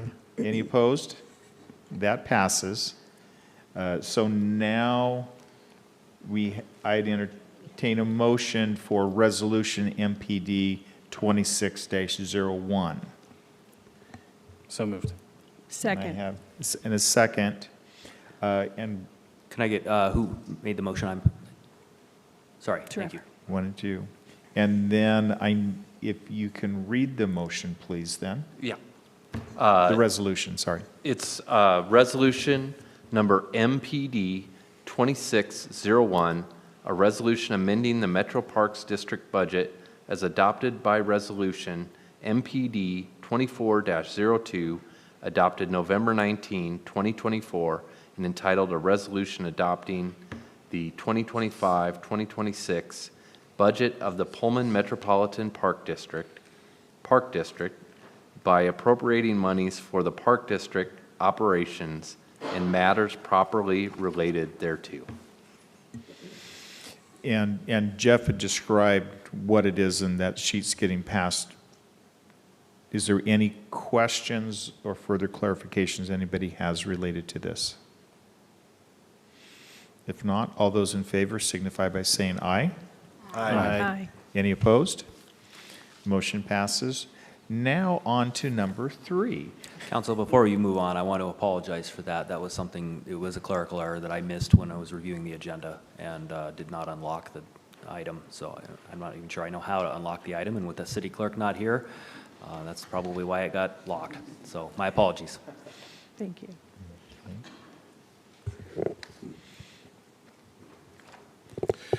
So item 3 is most for disbursements. Basically, we pretty much have 2 things we pay every year. We purchased the land for the Veterans Park expansion over a 5-year payment plan. So the total cost of the property was $300,000. This is for our final payment, I believe, will occur in our fourth payment occurred in 2025. So this was a payment made at the very end of 2025 in the amount of $60,000 split between the 2 shared property owners. So that's the first 2 checks, and then the third check is for the insurance, liability insurance policy that I mentioned previously. So it'd be to approve those 3 payments. So with that, any questions of Jeff? Then I'd entertain a motion. So moved. Is there a second? Second. Second. With that, Thad, if you could please read it. Thank you, Mayor. A motion to approve disbursements for accounts payable checks numbered 2011-32503, 2011-32512, and 2011-33435, totaling $123,946. With that, any discussion? All those in favor signify by saying aye. Aye. Any opposed? It passes. With that, I'm now going to close the special meeting, the Metropolitan Parks District meeting, and I'm going to open the special meeting of the Transportation Benefit District. And with that, Sean, if you could please call roll. Checking the agenda, nothing's locked. President Benjamin. Present. Commissioner Fajarin. Present. Commissioner McDonald. Here. Commissioner Parks. Here. Commissioner Zumas. Here. Commissioner Vance. Here. Commissioner Weller. Present. Commissioner Wright. With that, the first item is community comments on final action items for this agenda. Is there anyone who'd like to provide community comments in the final action items? Seeing none, I'll close community comments and we on to the regular agenda. The first is a motion to dispense with the reading of the special meeting minutes of June 17th, 2025, and approve them as submitted. I'd entertain that motion. Second. Second. That, any discussion? All those in favor signify by saying aye. Aye. Any opposed? It passes. And next up, we have a resolution, and Jeff, you're up. Yeah, what's in front of you tonight is Transportation Benefit District Resolution number 0126, and this is actually to establish a budget. So during the previous budget cycle that was done in 2024, at that point there was no revenue within the Transportation Benefit District. We had not started collecting any taxes at that point. We now have started collecting taxes. And again, the Transportation Benefit District really is there for the sole benefit to support the city operations related to transportation. So the estimated revenues that we're proposing to budget for 2026 is about $627,000. That's what we believe the sales tax will generate roughly. And we're proposing about $576,000 of expenditures. So a little bit of cushion in there to make sure we've got a reasonable cash balance going forward and in case revenues don't meet the expectation. Those expenditures, about $426,000 will be used to match grants for capital projects. These projects relate to 2 different street resurfacing projects as well as some sidewalk construction. So this will provide the local match to complete those projects. The other $150,000 will go toward general road maintenance and operations. So as I mentioned before, revenues are going down from things like fuel tax, and so this helps cover kind of some of those decreases in other revenues to cover the basic general costs for maintaining streets of everything from snow plowing to minor repairs to lining to those types of things. So with that, I'd recommend approval, and it's basically 1 revenue line item and 1 expense line item is the whole budget, so a little simpler than the rest of the city. With that, any questions of Jeff? Seeing none, I'd entertain a motion. Move to adopt resolution number TBD 01-26. Second. Is there a second? That, if you could read the resolution, please. Yes. It's resolution number TBD 01-26, a resolution adopting the 2025-2026 budget of the Pullman Transportation Benefit District by appropriating monies for the district operations and matters properly related thereto. Any discussion? Not. All those in favor signify by saying aye. Aye. Any opposed? Motion passes. Thank you. With that, I'm going to adjourn the Transportation Benefit District meeting, and I'm going to reopen the City Council meeting. And first item up for regular agenda is ordinance number 2603. And Jeff Albrecht, our Director of Finance and Administrative Services. Sean's going to be passing out kind of a supplemental information, and I'll kind of touch on that in a little bit, but I wanted to provide it to you, as I know there's a couple questions that came up regarding this ordinance. What's before you is 2603. This would raise the tax on the utility provider for water and sewer services from the current 8% to 11%. With the entire increase being dedicated to general fund activities. So that 3% increase in tax would go to support the general fund activities that we talked about. So police, fire, community development, library, recreation, and general administrative support. This would generate about $450,000 a year of additional revenue. That would come from this tax. This tax is levied on the utility. We have several other utility taxes, natural gas, electric, phone, and waste. It doesn't change any of those. This one is strictly on water. Of course, the utility that provides water and sewer in the city of Pullman is the city of Pullman, which is a little unique, right? But they are subject, like I said, they're basically kind of a business within the city. So this would tax that business an additional 3%. Again, doesn't change phone, electric, natural gas, or waste providers. This doesn't also change the fact that in 2027, 2% of the utility tax from from water and sewer would get restored to transit. That stays in place. So right now, 6% of the existing tax goes to the general fund, 2% goes to streets. If nothing changes in 27, that would be 4% to the general fund, 2% to streets, and 2% to transit. Under this proposal, it would be 7% to the general fund, so 3% higher than had historically and 1% higher than current, and then the 2% to streets and 2% to transit. So that's kind of a little bit of background on the tax and what's being proposed. What I did pull together and is now in front of you, this is a 2024 Association of Washington Cities survey. As a member of the AWC, we get access to some data that they provide, which is good because it's a lot easier than going around trying to search tens and dozens of city websites and trying to figure out what the information is in that. It is a voluntary survey, so not all cities respond, and not all cities respond to every question. So it's not a full representation, but it is a pretty good picture. So statewide, 145 cities responded. Their average water utility tax was just under 8.9%. Their average water utility tax was for sewer was just over 8.8%, and the average stormwater was 8.2%.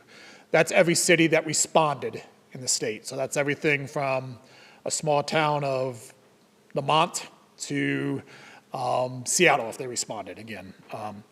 So what I really kind of tried to break that down, one thing we found is it's very hard to find comparable cities to Pullman for just general comparisons. We're a border city, we're a college town, we have a population that fluctuates significantly. We have a lot of uniqueness to it. So there's not really good comps. But what I did take a look at is Eastern Washington, I feel like, is generally better comps than Western Washington. And I really took a very wide range of population. I looked at cities between 4,000 and 110,000 on the eastern side of the state. So there's 20 cities there that you can see. Again, there's some cities that fit that criteria that didn't respond to the survey, and you can see Clarkston and Spokane Valley didn't respond to those specific questions. I don't know if that's because they don't have utility taxes or if they just chose not to respond. But you see there everything from smaller communities like Moxie and Deer Park and Chelan up to larger cities, including Pasco. You can see their rates. The average rate of that group for water is about 12%. The average rate for sewer is just a little bit above 12%, and the average rate for stormwater is about 11.55%. Again, it looks like some either didn't respond or there may be some that don't have stormwater rates, so you see that there's a fair amount of blanks in that column, so that's a little bit less. Again, the current City of Pullman rate is 8%. I did see recently that Pasco just did increase their water, sewer, and stormwater rates to 10%. I think that became effective at the beginning of the year, if I remember right. I remember seeing that article pass, so they did raise theirs. One other thing I'll mention is Yakima and Ellensburg are the only cities on that list that are responsible for their own transit departments. City of Pullman is one of only a few that actually operates its own transit system. Most have a transportation benefit district or a regional district. So the 2% that will get reinstored to transit is a little bit unique in that those are the only other two cities. I don't know if those two cities specifically use utility funds to support their transfer, but they probably use some type of tax funds, sales tax, something to support that. So that is a little unique in the comparisons. As I said, Pullman's a little tough to get a lot of comparisons on. So that's strictly informational. Just so you can kind of see what else is being done out there. Again, it's not a perfect comparison by any means, but it at least gives you an idea of what some other things other cities are doing and communities are doing. So with that, any questions of Jeff? Councilmember Wright? So you're just going to have to jog my memory here a little bit. With the Pullman utility tax, we used that Pullman utility tax way back in the day when landlines were the only vehicle for communication. And so that funded a lot of our initial entry into Pullman Transit. Are we able to capture any tax dollars from cell phone usage? We do. It is less than it used to be. Our capture that we get from natural gas and electricity is going up. The waste management one is going up slightly. It's fairly consistent. The phone that we can capture is going down. So we are still able to capture some, but the amount continues to go down on that one. Okay. Thank you, Jeff. Councilmember Shumas? This was one of the ones that I had sent you a question about, and you actually answered it right at the beginning beautifully. Thank you very much. But it was suggested to me at the last meeting that if I was going to send a question, it was rude to not then ask it. So you already answered it, but I just was asking who the end person that was going to be paying this tax was. So thank you very much. So again, utility taxes are a tax on the utility. Now, let's be honest here, whether it's Avista as a private utility or the City of Pullman, that's an additional expense for that utility. So I want to be upfront with that. This doesn't show up, so people won't, if this is passed, you won't get a bill that says 3% tax increase. But when you look at costs of doing business, that is something that gets figured into future rates for whatever the utility is. Again, whether it's Avista, whether it's Pullman Disposal, or whether it's the City of Pullman. But again, this tax is specifically on the utility, not something that would automatically go on somebody's bill. Councilmember McDonald? So along those lines, so let's say ours is, what, 8%, and Airway Heights is 19%? Ouch. When Avista starts working on their rates, is that going to affect all their customers regardless if they're in Pullman or in Airway Heights, regardless of, these types of per city? How does that work? So again, this doesn't change anything for Avista. This is only City of Pullman. So it's up to that utility on how they want to handle that expense. So I don't know, to be honest, I don't know how Avista would handle it. If they would spread that evenly, if they would have different rates for different areas, I don't know that. So as a clarification, the only utility that this impacts is the City of Pullman. Right. So this one's pretty straightforward because it's, only City of Pullman people that are on water and sewer and utility, and City of Pullman is the entity. So we obviously don't service other cities, so it's much more straightforward here. Yeah, we don't have a good way to charge airway heights. I wish. Other questions of Jeff? Councilmember Weller? Thank you, Mr. Mayor. Jeff, let me just make this clear. This will eventually come down to the community member, right? So I think we're set to do a rate study, and one of the things the rate study is the cost of doing business. So this would be considered in the cost of doing business. So this would be an expense that the City of Pullman Utility Fund has. So I don't want to say that it won't result in increased costs. It quite likely will. But it in itself is on the utility. So again, any business, whether it's a public entity or private, needs to recoup expenses. So Yeah, I just want to make sure that we're very clear, because it's kind of like and I'm not saying anything against the city, but kind of like a smoke and mirrors thing. Like, you're not paying right now, but when we look at it, you're probably going to be paying more. So I want to just make sure that I said that, and I did talk to you right before the meeting, and I was going to talk to Sean as well. I didn't get a chance. It's already, and I've said this before, and I've voted against taxes previously, that's already costly for people living in Pullman, families, individuals, renters, entrepreneurs, who we heard from earlier. So I would encourage us, if we can, to start to find examples of where these taxes are going to help the community understand better for transparency.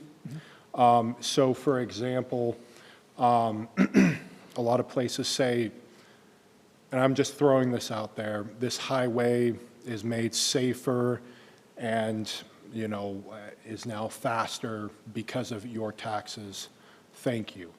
I think being able to explain this to people, providing community information on where it's going, what are we maintaining, what are the costs if we don't, the problems that we are mitigating, or what we're optimizing, because I'd ultimately like to get to a point where we're optimizing, we're not just patching holes, and how all of this adds value to our community and community members as well. Providing those concrete examples, I think, is really important, and it would help me feel more comfortable voting for these, and also I would say it would help community members as well understand that, hey, look, it's not just a tax to, tax you. Yep. There are purposes for this. Here's a concrete example. So it's just my feedback. No, and if you don't mind, because I think you bring up a very wonderful point, because anytime somebody gets taxed, they want to know what they're getting for the dollar, and that's a very fair question, right? I think as you heard me talk about the state of the general fund, the state of the city, we are in a very real situation where, particularly in the general fund, we're looking at cutting services. And whether that's reduction of police, reduction of fire, reduction of library hours, reduction of parks and recreation programs, whatever it is, we're in a very real situation that we are going to be cutting services. The revenue generated from this tax, the approximately $450,000, goes to the general fund. It goes specifically to support the exact services I just talked about. And while increasing the cost of living or doing business in Pullman is never something you want to do, I also know, and I'll speak as a resident here, if I want to live in Pullman, I want to feel like I have good police services and good fire services and good park services and good recreation services and a great library. So I think people in this community value those things, and this helps reduce the amount that those will need to be cut.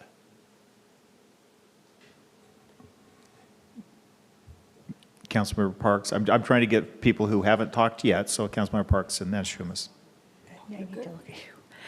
I just want to say that I don't think it's fair to say that we're not given information. We, meaning the community, I mean, if somebody asked me and said, well, you know, I would say, well, watch the February 10th meeting, starting at whatever, I'll send you the link. You just laid out, as you said, what is happening. You know, regardless of voting for a tax or not, I do want to say that I think the city personnel do a very good job of telling us and informing us so that then we can inform the residents. That's who come to us, or if we hear a conversation. So I do appreciate the clarity with which you've presented everything tonight. Councilmember Schumas? Ever since I got this packet on Thursday, I've just been wandering around in a fog, trying to think about these things. Because it seems innocuous, but I think these are really important questions that are being asked in this. And as a business owner, if my bread or my meat go up, I take my prices up. I don't even think twice about it. That's just how it is. When inputs go up, then the price goes up. And so in that, originally when I saw this, I'm like, yes, things cost more money. They have to go up. But then I got just sidelined thinking about, you know, the sales tax going down and the revenue from construction going down and all those sorts of things. And just thinking to myself about how we could be more aggressive to go out and get revenue. So I really don't have a question. I just kind of a thought or an idea that I just want to put in the air about how we as a city or we can help to go and increase our revenue so that we don't have to rely on fees and taxes, you know, because we already have a lot of those in Washington State, as you well know. Anyways, so I just was kind of putting a thought out. I apologize. It's not really a well-formed question. I appreciate you very much. Thank you. So this is time for questions of Jeff. Yeah, I know. No, you're fine. I was trying to tie it I'm into trying a to, question, because, and then it just kind of- we'll have opportunity for discussion Yeah, it just once kind of this fell is apart up at for a the vote. end. And I wasn't speaking to you, as we're on that edge right now. Councilmember McDonald? Sounds like I'm waiting for discussion. Okay. Would you like to make a motion in order to be able to start the discussion? Yeah, I'm going to make that motion. Okay. Is there a second? Second. Oh, second. I heard a second there. So Thad, if you could read the ordinance, please. Ordinance number 26-03, an ordinance of the City Council of the City of Pullman, Whitman County, Washington, relating to business and occupation tax on gross receipts of utilities, amending Chapter 6.15 and Pullman City Ordinance number 24-11 of the Pullman City Code and other matters properly related thereto. And with that discussion, Councilmember McDonald. Yeah, so I kind of want to piggyback on what Tawny said. I think that we do see this trend, and I think it was interesting that we had that new community member come today and talk a little bit about the ease of doing business and the challenges and making states aside, you know, comparing what do we do versus what do our neighbors do, whether it's Colfax or whether it's someone in Idaho.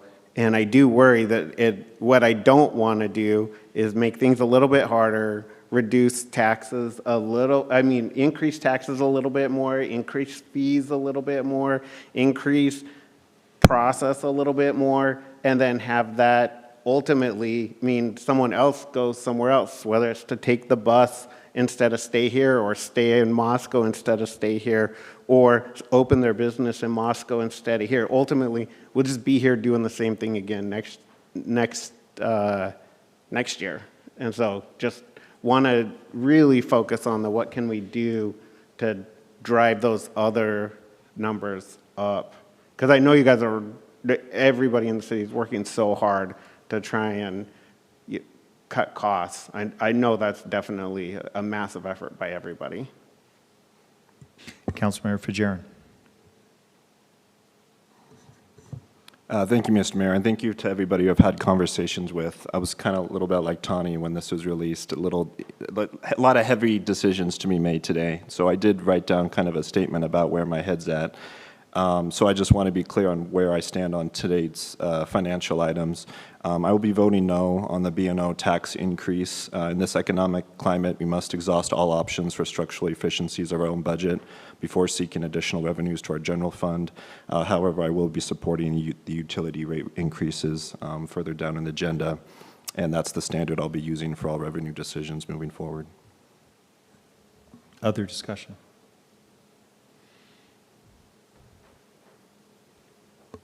And understand, as Jeff said, this is what's being brought before you is, I mean, we've done a lot of trimming in the budget, and we're trying to minimize the services that are going to need to be cut next. With what's before you does not make up that $4 million that we have to come up with this year. This is trying to lessen the amount of services that we will need to cut as we move forward. So it's a difficult, challenging before us right now. Councilmember Weller. Thank you, Mr. Mayor. Yeah, I absolutely understand, and I wanted to make sure that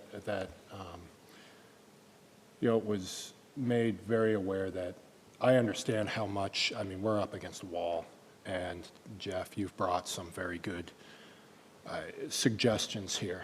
And I don't want to cut city services. I think that we've got an awesome team, we've got awesome staff, and we're rolling forward in a really good way, other than the financial. And I think it's just important as we do this, as we continue moving, it's very much in line of what citizens have asked us previously: communication, communication, communication. And I think that's merely the point that I was trying to get across. You communicated to us perfectly, as you know, Ann has said. You've communicated to us. It's the family who is busy with, you know, soccer and this and that, and they're looking at that bill, and you know, they're thinking, okay, so where is this going to? And then having that concrete example to say, oh, okay, yeah, that's making our streets safer for our kids. That's making, you know, this sort of thing. And maybe that's something more in line for the communications department than anything else. So that was merely my point. I think all of the suggestions are great. So I just wanted to make that point. So thank you. Other discussion?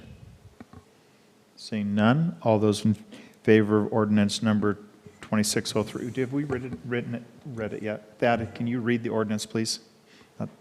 I did read it. You did read it. Yeah, thought you had. Councilmember McDonald Correct. moved, and Tawny, And Councilmember Vance Okay. seconded. So all those in favor of ordinance number 2603 signify by saying aye.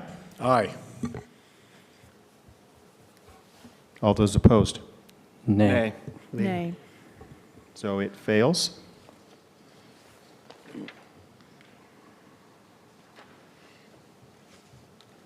Okay. The next item up is Resolution R0126. And with that, Frank Bouquet, our Public Works Director.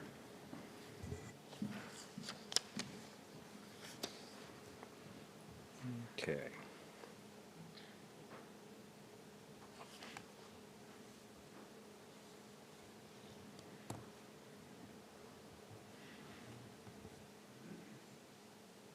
No, I don't have the slideshow up, Sean. Is that on? It's in Board Docs. Let me get it over there in just a second for you. Okay. I can try to pull it up from.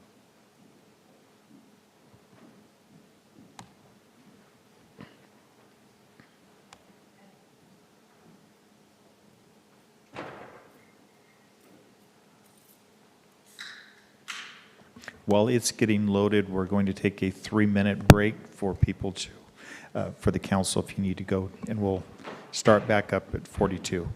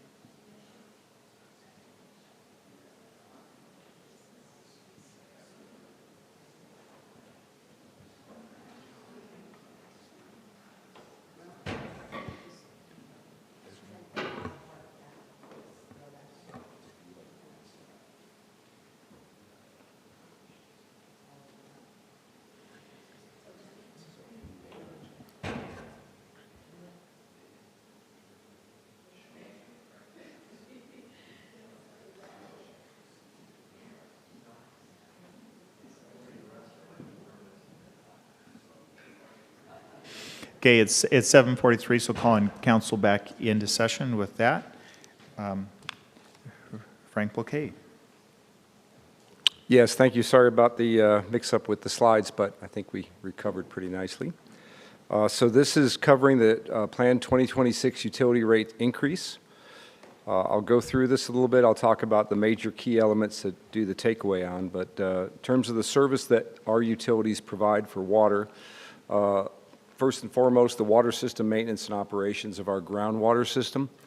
And you'll see the word, I'm not going to repeat them every time, but regulatory compliance. That's a big part of what we do with maintenance and operations.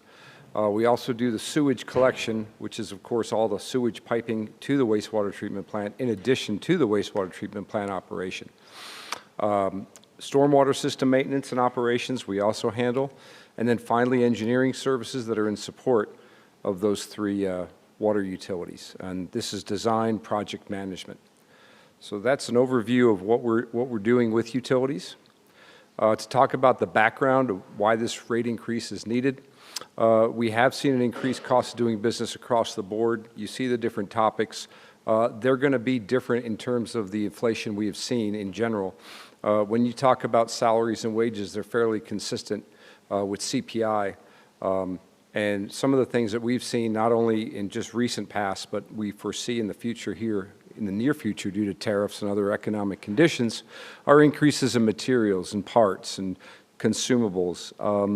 We did incorporate the utility tax as part of this rate increase, and then biosolids, hauling, and tipping fees. Now, the important point to point out is there's a fourth resolution, 3 for the main utilities, 1 for biosolids. Just to kind of give some background on that, we used to actually spread on farmers' fields the biosolids that came from our plant, and it was relatively inexpensive, I would say in the area of $15,000 to $20,000 a year that would cost. Unfortunately, due to some regulatory changes, farmers are not willing to accept our biosolids. That's a general across the board. So we have had to take it to a composting facility and pay tipping fees on top of hauling. And just as an estimate, we have been using $300,000 a year instead of $15,000 to $20,000 as an estimate of what it's costing. So I did do a check, and this morning I found out that we're actually, last year was $336,000. So that's $325,000 in tipping fees for biosolids alone, plus the handling and hauling. So just to give you an idea of some of the increases we've seen. We do want to indicate that water, sewer, and stormwater rates were increased in December of 2024 by 6%, and that was a 2-year increase that had skipped a year of increase. So that brought us to the rates that are today. The big story here is that this is an increase that's just trying to keep up with the cost of doing business that we've seen.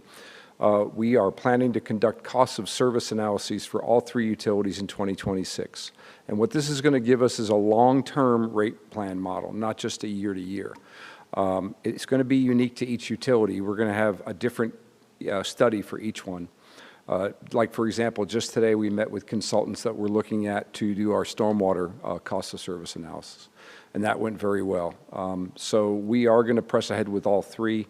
I do intend to put a lot of effort. My first few months here on board will be pushing these cost of service analysis. I think it's very important to do an in-depth analysis of how our utility operates. And I pointed out just doing business the way we are is not enough. We're going to also have the consultants look at recommendations we can do to not only improve our short-term efficiency, but our long-term life cycle costing. So if there's things we can do with infrastructure or capital that will reduce costs over the long term, we're going to look hard at doing that. And this just, it mentions the water system plan update that we adopted last June, following approvals of stormwater and sewer master plans, and then COSA will inform rate setting for, like I said, the next few years. So this increase wasn't based on a detailed analysis. It's just to kind of keep hold on what costs we see rising till we can get to these cost of service analyses. Some of the budget and capital plan impacts we've seen recently, we are trying to hold utility budgets flat, trying to keep, again, absorbing some of the costs that we've seen while not increasing the rates dramatically. We have looked at postponing capital plans and projects to the extent feasible. I mean, if we have to do something, we're doing it, but generally we're postponing until we get to the cost of service analysis that could help inform our capital budgets. They will, if deferred too long, increase our future costs, which is what we're trying to avoid. And just to mention the fact that aging infrastructure is what we're experiencing across the board. We do have to arrest that and get to a state where we're modernizing versus just aging. And we do have limited flexibility to absorb additional cost pressures or unplanned events. As we've seen with the biosolids, we've added a fee, but those costs are continuing to rise. So that's one area of emphasis, again, that I'll be doing personally, is to look at how we're disposing of biosolids. If there's anything we can do to kind of bring those costs down, find smarter ways of disposing of it, we will be doing that, because that is a huge additional cost. So the staff recommendation, we have 4 resolutions before you, for 1 for water, 2 for sewer, 3 for stormwater, and 4 is a separate resolution on biosolids. It has to be that way because we're keeping the biosolids rate separate. And that's the point of it. We can find a better way to dispose of the biosolids. Maybe that fee can go away down the road. So we are proposing a 6% utility rate increase for this year. I did want to point out on this slide, though, is it shows, I know a lot of people have been asking for comparable cities and their rates. What I will lead off on this one is that this is not an apples-to-apples perfect comparison. It's just more of a ballpark. Where do we stand in terms of other cities that are comparable? They have different systems. They have different, treatment methods. We have groundwater. Some others may do some surface water. But the point being is I wanted to show you where other cities are in total with their water, their sewer, their stormwater, and where we fall into that. The good news is that, in 2025, we were expecting about 84.57 on our rates, and that's assuming 700 cubic feet of consumption. The reason that's important is particularly for water, we do charge volume. We include the first 500 cubic feet included in the base rate, and then we add more as we go. So what we project is that this rate on the average consumer will go from 84.57 to 89.63, an increase of $5.06 a month. Again, just an estimate. But we have summer rates. So what I did for this one is I actually increased the amount of cubic feet that are used because we see more use in the summer due to irrigation. So that went to 1,000 cubic feet. And what we look at is about $100 a month instead of $94. Again, staying with the average of about, or staying with a small amount, $5.65. So even at $89 in the winter and $100 in the summer, we're still very comparable with the three cities, as you see, Wenatchee, Ellensburg, and Walla Walla. Again, it doesn't indicate that we are pricing ourselves right. We are pricing, I just think that we're not unreasonable, I think, in this particular case with the rate. And it was really kept at a very reasonable level, knowing that we've got this cost of service analysis effort going on this year. This is just trying to keep us in the flow of inflation until we can do a thorough analysis. So with that, I'm open to questions. With that, any questions of our Public Works Director? Councilmember Shumas? Thank you very much.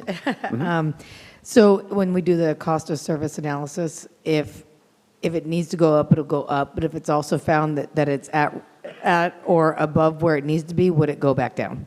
It may. I mean, I think this is the big thing. We're going to bring the consultant in. We're going to look at everything we've got. If they look at us and say, well, the way you're operating, you're spending, you don't need to have the rate as high, I think it's feasible that we might recommend lowering the rate. If you ask me, is that likely? I don't think very much it is, but if your question is could it happen? It could. I think the big thing is we just got to lay out, get the consultants on board and not just charter them with what's our cost of service given what we're doing today. Again, we're going to ask them to do some other things like maybe even look at some key performance indicators that we should be looking at in operations and that will help us improve operations. I think that the cost of service analysis, though, is not going to go too much in depth of a thorough efficiency review, as more as what are your costs today, what are your long-term capital needs, and what should your rates be over the next few years to meet that need. Again, I'm always a big believer in effectiveness and efficiency, but one of the things you can see with the local utility I've seen is that you can be very effective and efficient this year, but if you're not properly capitalizing and improving your infrastructure, you're going to be horribly ineffective and inefficient in future years.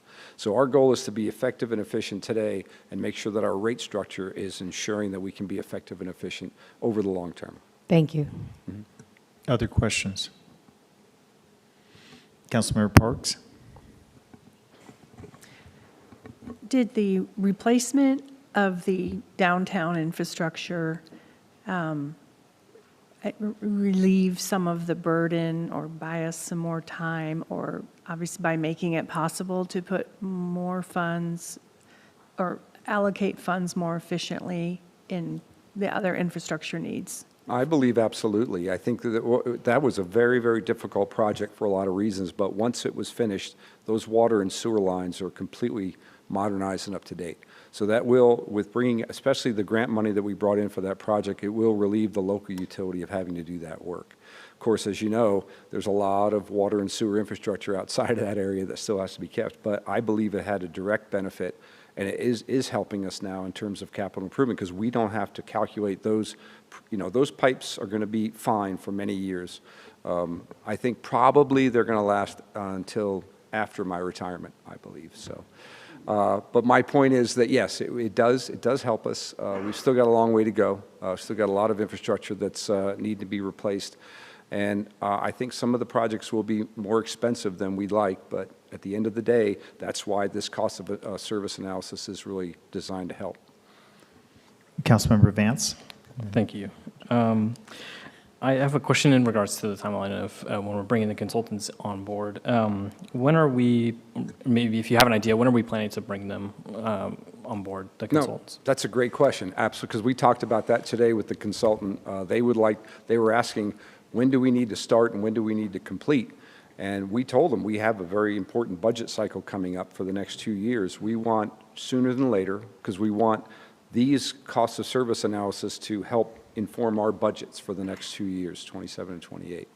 Having said that, the initial feedback was they believe they can expedite their turnaround of the cost of service analysis. It may not be as fast as we would like, but that by, I think it was mid-June, we were looking at having actual numbers from the study that we could utilize to inform our budgets. So I want to do the same with water and wastewater. So really the answer is we will do these by the end of the year. The question is how fast can the data come in and how fast can we influence our budget?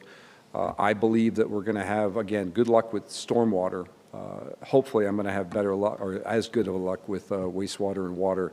But even if it takes a little bit longer because the systems are more complex, I think we'll still have good numbers by the end of the year. Councilmember McDonald?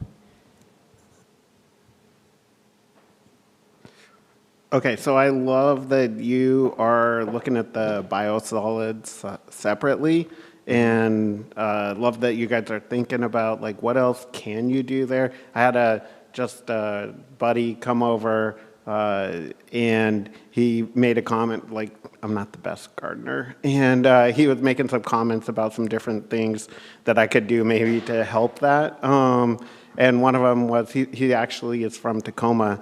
And he's like, you should try this stuff. It's called Tag Grow. And what it was like basically the biosolids made in Tacoma.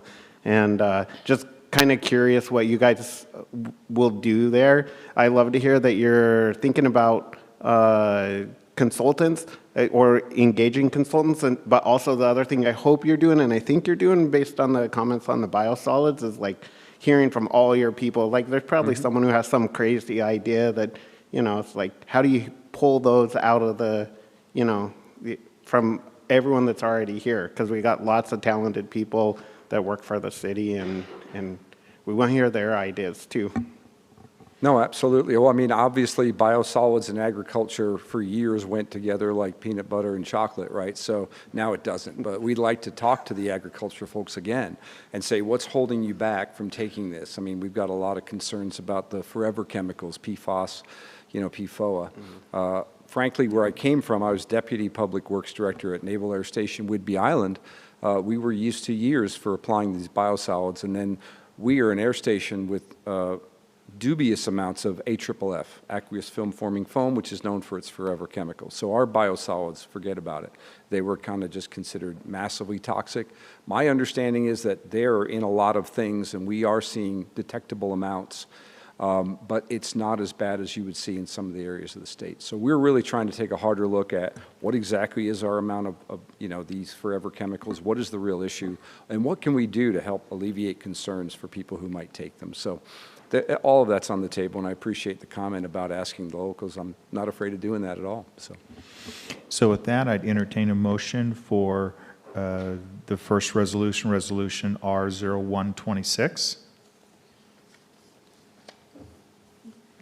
Move to adopt Resolution R-01-26. Is there a second? Second. That, if you could read the resolution, please. Resolution number R-01-26, a resolution adopting a fee schedule for the water utility code pursuant to the provisions of chapters 10A.35 of the Pullman City Code. Without any discussion. All those in favor signify by saying aye. Aye. Aye. Any opposed? Nay. One nay. That passes. Next up, we have Resolution R0226. And I'd entertain a motion for that. Second. Second. Second. That, if you could read the resolution, please. Resolution number R-02-26, a resolution adopting a fee schedule for the sewer rates and charges chapter of the Public Services and Utilities Code pursuant to the provisions of Chapter 10.20 of the Pullman City Code. Any discussion? Sorry, my screen just went. Seeing none, all those in favor signify by saying aye. Aye. Any opposed? Nay. We have one nay. It passes. Next up is Resolution R0326. With that, do you have any more presentations on this one? Oh, I don't no, think so. not anymore. Okay. So with that, I'd entertain a motion.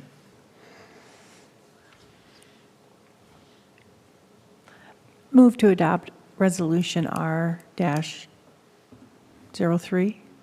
26. Thank you. Second. Second. With that, if you could read the resolution. Resolution number R-03-26, a resolution adopting a fee schedule for the storm drainage and surface water management utility chapter of the Public Services and Utilities Code pursuant to provisions of Chapter 10.30 of the Pullman City Code. With that, any discussion? Seeing none, all those in favor signify by saying aye. Aye. Any opposed? Nay. One nay. That it passes. And then we have one last resolution within this group. And I entertain a motion for resolution number R-0426. So moved. Second. Second. With that, if you could read the resolution, please. Resolution number R-04-26, a resolution adopting a fee schedule for hauling of biosolids to utility customers. With that, any discussion? All those in favor signify by saying aye. Aye. Any opposed? Nay. One nay. It passes. Thank you, Frank. Next up is ordinance number 2602, and Jeff Albrecht, our Director of Finance Administrative Services, is back up. Before you is ordinance number 2602, which is to amend the budget, the 2025-2026 biennial budget that was adopted on November 14th, 2024. I am actually going to change the recommendation from approve to not approve this amendment. This amendment included items that didn't pass earlier in this meeting, so what I'd recommend is that you not approve or not go forward with this and that we bring it back at a future date. But with that said, I would like to discuss the item since it's kind of related to what we've been going on and kind of set the groundwork for going forward. So, but just wanted to put that out as a starting point. So, there's a summary shown in the narrative, but as you can see from Appendix A, staff went through and evaluated about 300 line items in the budget, almost all of those being to cut expenses. So it's really, again, a testament to the detail. You see some of those line amendments are as little as $150, and we tasked staff to find any place where they could cut expenses if they could, and $150 is $150. That doesn't need to be cut somewhere else. So they really took it to task and spent a lot of time going through that. So I really want to thank them. And they really did a lot of focus on minimizing the negative impact to the public. Of course, there's going to be impacts. You can't have this level of cut without having negative impacts to services. So the 2026 general fund budget prior to amendments reflected about a 2% increase in operating expenses over the 2025 actual. This was a minimal budget increase that was done in the 2024 budget process over 2024. So we really had a slim budget, and the fact that we had a slim budget makes those cuts, that much more challenging, especially with some of those expenses that are out of our control. You'll see the majority of the line items are reduction expenses. There is a few line items that increase. There's a couple of reasons for that. Is there may have been opportunity to cut something from here, and it might have increased an expense somewhere else, but the net still produced a savings. The other thing is there's some items that may have increased that we weren't planning on when we put the budget together a year and a half ago. So there's, whether it's some contracts with for services, whether it's things like insurance costs, those types of things, some of those cases have increased, and so it also reflects the budget to amend for those known increases. But overall saw a significant increase in expenses with some budgeted increases in revenues. I'll kind of go over the expenses. The majority of the expense reduction is goods and services, including travel, training supplies, and where possible, services. A lot of the reduced costs are holding vacant full-time positions, casual positions, and the elimination or reduction of seasonal or part-time employees. This includes holding open vacant positions in fire, police, finance, and administrative support, as well as casual and seasonal staff from nearly every city department that's being reduced. So staff that wouldn't be hired to help out during seasonal times, part-time staff that can go without being filled. This will impact service levels, but at this point doesn't actually eliminate a service or reduce the offering, but probably has some impacts on the quality and timeliness of those services. The reduction of the overall general fund operating expenses is about $1.1 million. This will reduce the general fund operating expenses to about $30.4 million, which is about a $500,000 reduction from 25 actuals and a $700,000 reduction from 24 actuals, despite increases in some of our expenditures for utilities, insurance, and partner services. Decreases the street and arterial funds by about $200,000. This is primarily related to maintenance and care for streets. It does increase expenses in the amount of $453,600 in the Civic Improvement Fund. This covers the 2026 expenses related to and sales tax related to tourism contract, an investment that's important to attract visitors and to help grow economics in Pullman. What is reflected there currently is a reduction of about $178,000 in utility and stormwater. This is net change that does include that originally included increased costs associated with utility taxes. So that is something that would be changed when we bring it back. That reduction would increase by about $440,000. So you'd see a larger decrease in utilities and stormwater expenses. A reduction of about $50,000 in transit expenses. This does not change route service, so it would not be elimination of any routes or times. So these are other expenses that transit is cut without having to reduce route services. A reduction of about $708,000 in our interfunds. This savings will then be dispersed across the whole city, as the interfunds, obviously, like I said, are funded entirely by city revenues, so those will be shared amongst city. The overall city reductions in operational expenses at this point are about $1.784 million, plus the $450,000 that will not need to be amended up for an expense to the utilities. If you take out the $453,000 of expense increase in promotion of tourism, as well as that, the reduction ends up being probably about $2.75 million in expenses for the city. So this reduction comes on top of the expense controls that were done during the budget process. As mentioned previously, there was a lot of cuts that were done when we developed the 24 budget process to reduce expenses, and is also on top of the reductions in capital that occurred in December that we talked about back in December, that we reduced what was approved in the capital improvement project to save costs. So this is kind of round three of some reductions. The expense reductions will increase service, or will impact service quality and time. Again, at this point, these reductions we don't believe will eliminate or cause full reductions in service levels. That would be an additional cuts made beyond that. As far as revenues, we will remove the revenue from the utility tax to the general fund.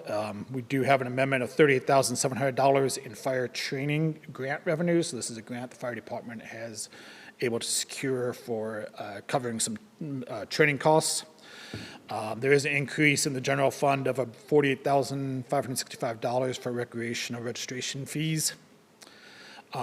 There would be increase in the streets fund of the $576,000 that was approved by the Transportation Benefit Board, this group earlier, to transfer to cover expenses.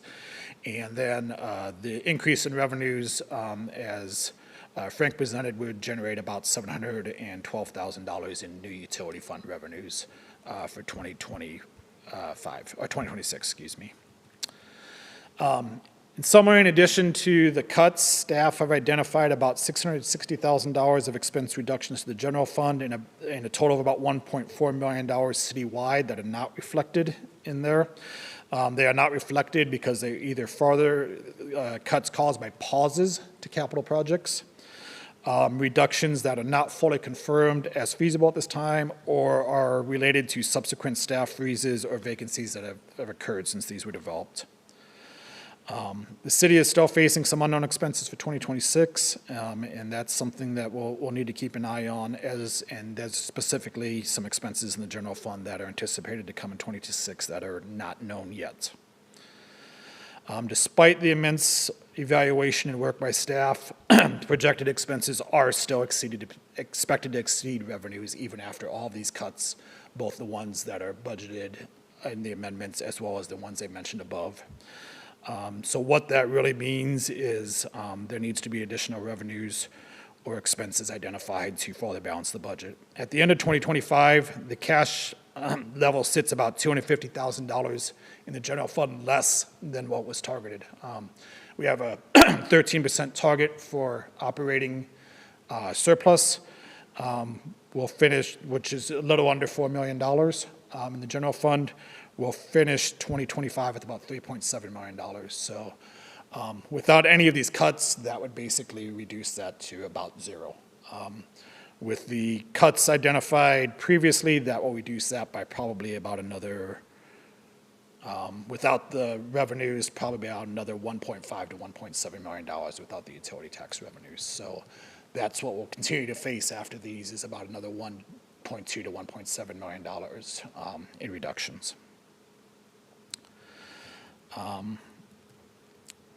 Again, we'll bring back budget amendments. The one thing I would ask for a little bit of clarity on as we start the next round is knowing that 90% of the revenues on the general fund are either tax-related or fees for services or permits.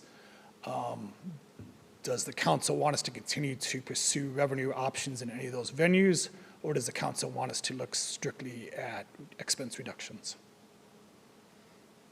And I'm not looking for a vote or formal, just some direction and guidance. And this is a question for just where Jeff's asking for insight, because the next step in this process is either we look for other ways for increasing revenues, which is the taxes and fees, or it's the services that we cut. And so with that, Councilmember Parks. I don't mind a continued course of combination of fees and cuts if necessary. What bothered me about this one was that it was targeted to businesses, and we've had lots of business closures, or it was going to be assessed, excuse me, and I just, and more are probably coming, and so I couldn't in good faith do that. Mayor, if I could clarify something. If you can clarify. Yes, the previous vote on the business and occupation utilities tax was not a tax on businesses. It was a tax on the utility itself. It was the general fund placing a tax on utilities that were served by all residents, businesses, and property owners. So anything that we were doing there, it was not a direct tax on business. The council unfortunately decided to not pass that tonight, so. So how it's described is described as a B&O. The B&O tax is only against the utility, and the only utility is Pullman. Councilmember McDonald.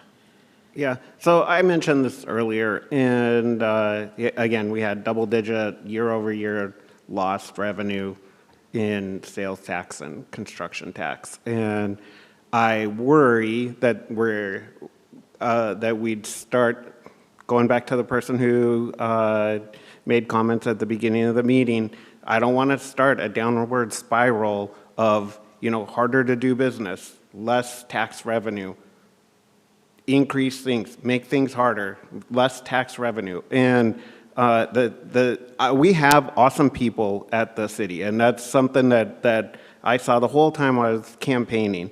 But the reality is some of the decisions we're making are well-intentioned but not business-friendly. And will continue to lead to lost sales, lost lodging, have people decide to sleep, start businesses somewhere else. Honestly, not that worried about the increase. I actually want to support the increase, but I want to support it in a way that gets us spiraling upward, not downward.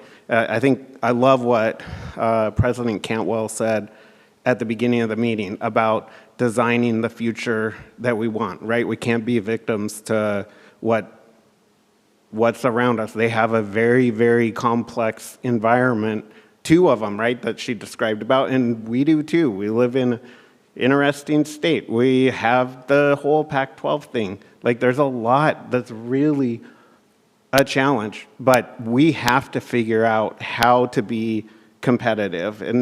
And I worry, I hear a lot, it's like, well, Idaho's a different state, I think we're a border town. We have to be extra mindful of people still go shop there. People still go open a business there. People still decide to sleep there.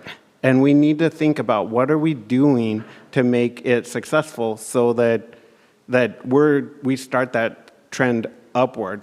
I'll support a tax increase, but only if, but I want it as part of that vision. Maybe we should have done the planning first, but I'm just trying to say where my mind is, right? So I'm hearing you say you'd prefer not to see any other tax increases, but instead for us to do service reductions.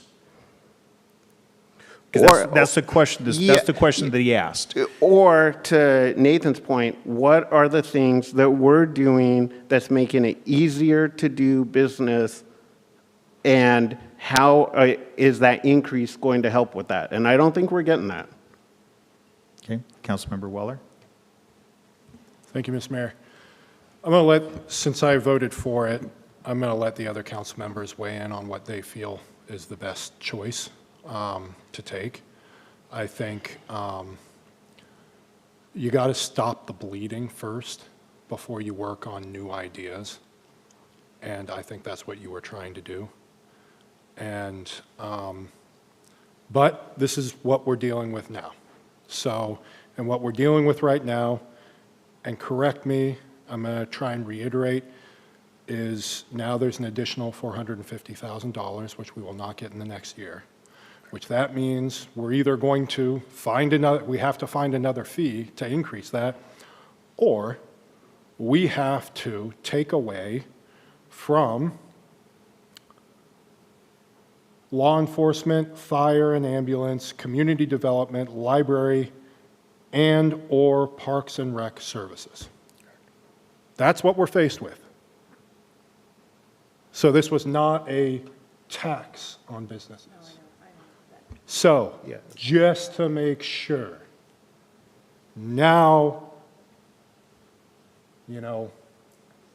ass to the wall.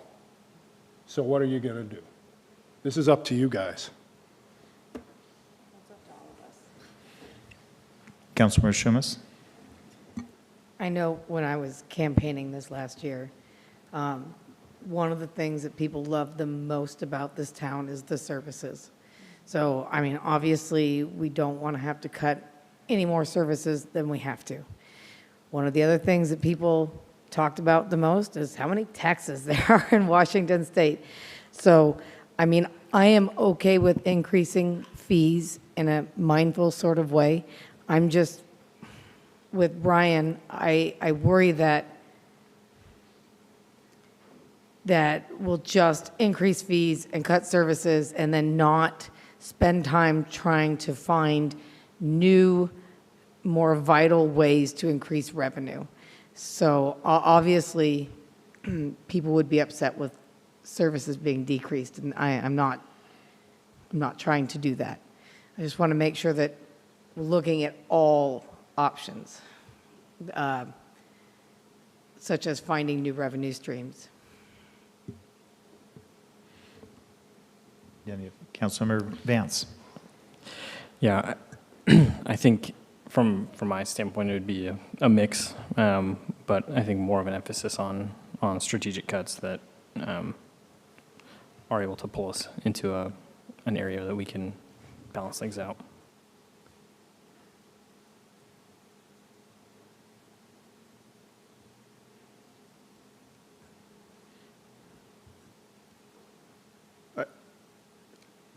I'm happy to add one more, just kind of to clarify a little. I don't know exactly how to say this. So, like, I love that we live in a safe city. I want to advocate for super fast response times to, if there's an emergency, we have an awesome fire organization, and I want them to continue to be awesome. Now, if I think I'm paying for them coming to check to see if I have the right extinguisher, like, that's probably not where I'd pick to spend my money. If, like, we live in a super safe city, my kids, I never worried about them going out playing even as it started to get dark. And I would advocate to spend money for the police. Now, probably not to find the best speed trap, like on like the best hill, you know, unless there's like actually some safety reports around that. I think it's, again, I want to reiterate, what I'm looking for is how are we spending that money in a way that's going to help change that trajectory to have us increase our tax and construction revenue. And I don't mean by raising taxes. So that's what I'm looking for. It's like, regardless of what department we're talking about.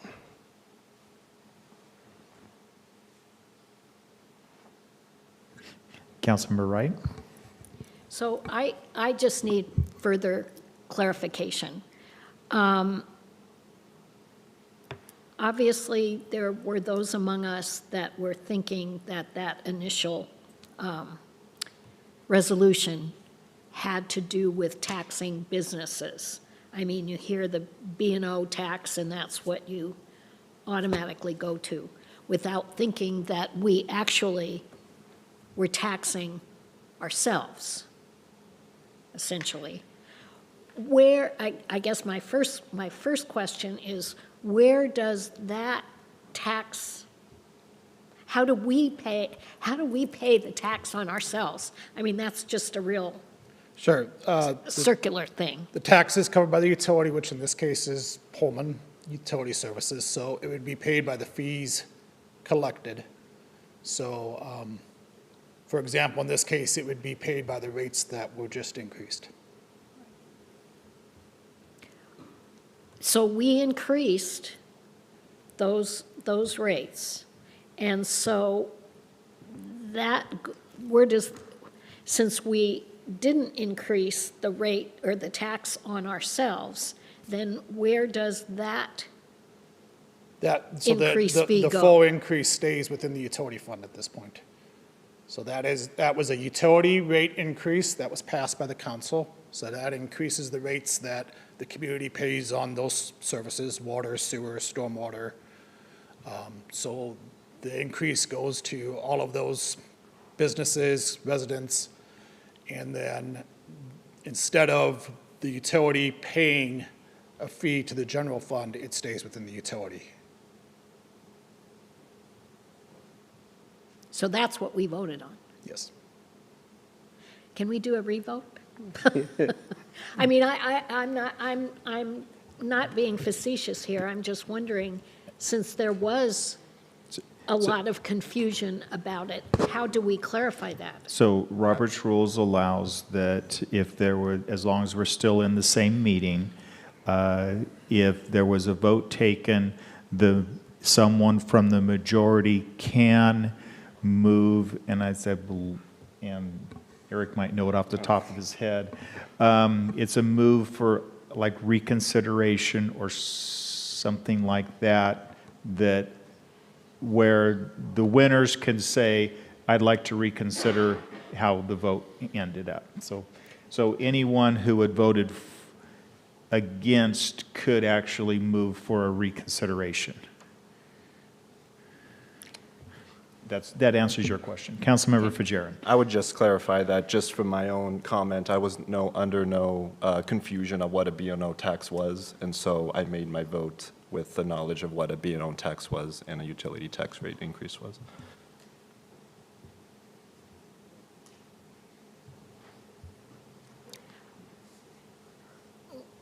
I would like to have the vote reconsidered.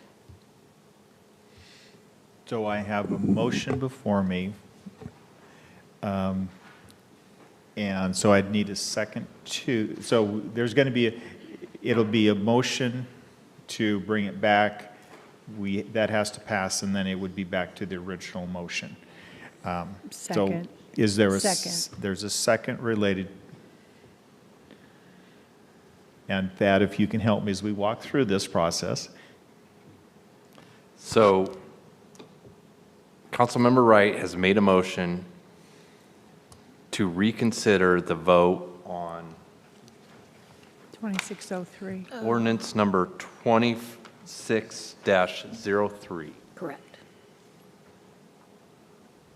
So then that motion would need a second, Which Ann did.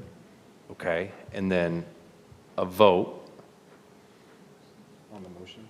on the motion For reconsideration for reconsideration, and then there would be a new vote. related to the ordinance. Yes. Okay. Any discussions related to that which is before us? With that, Councilmember Fajarin? I would vote just, if there's confusion, I would vote to just bring it back for reconsideration, just so we can get a clean vote. If there is, I'm sensing there is confusion, so I would be in support of this, just to move us forward. Thank you. Any other discussion? Not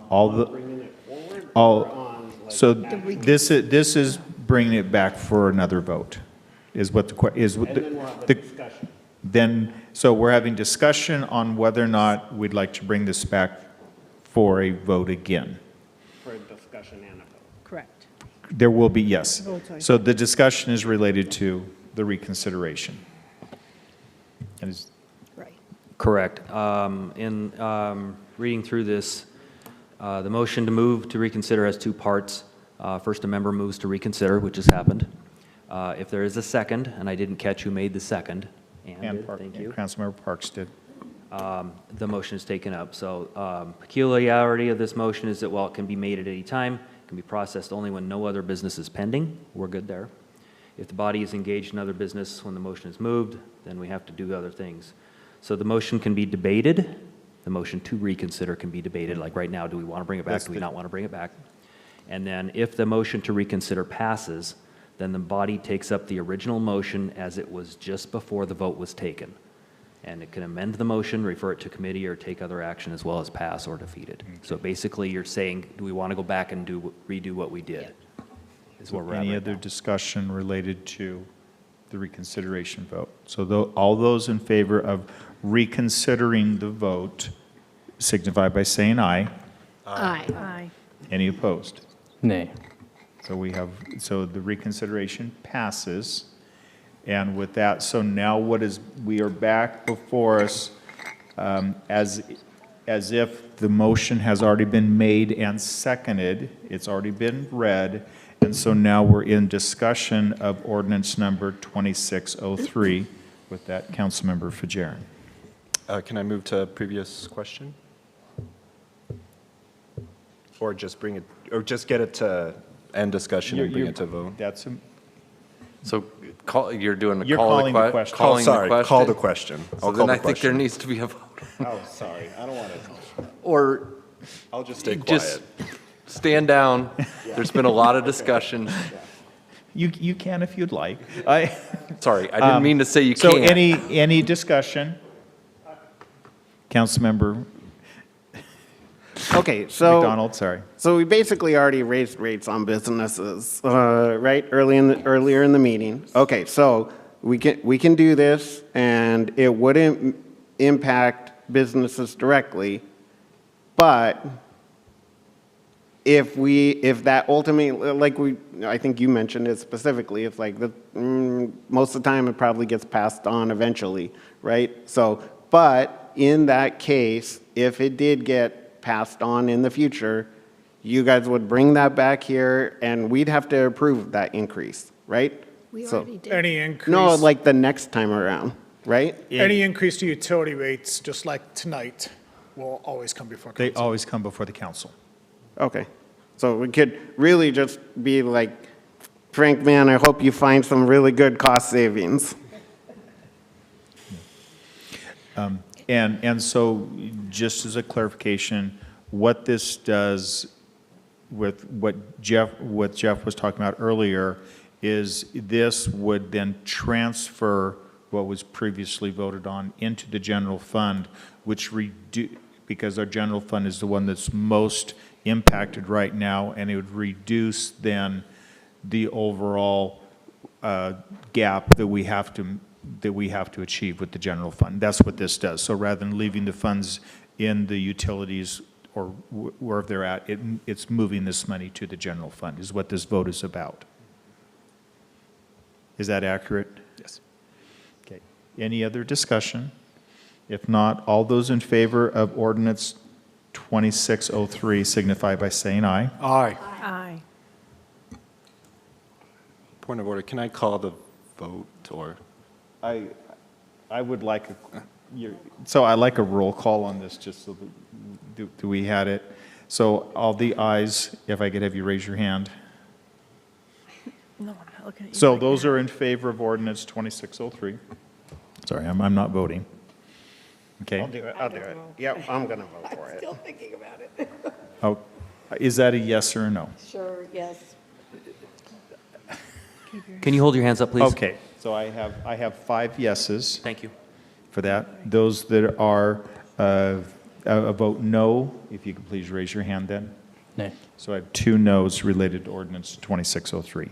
Okay, so ordinance 2603 now does pass. So Jeff is before us right now related to ordinance 2602.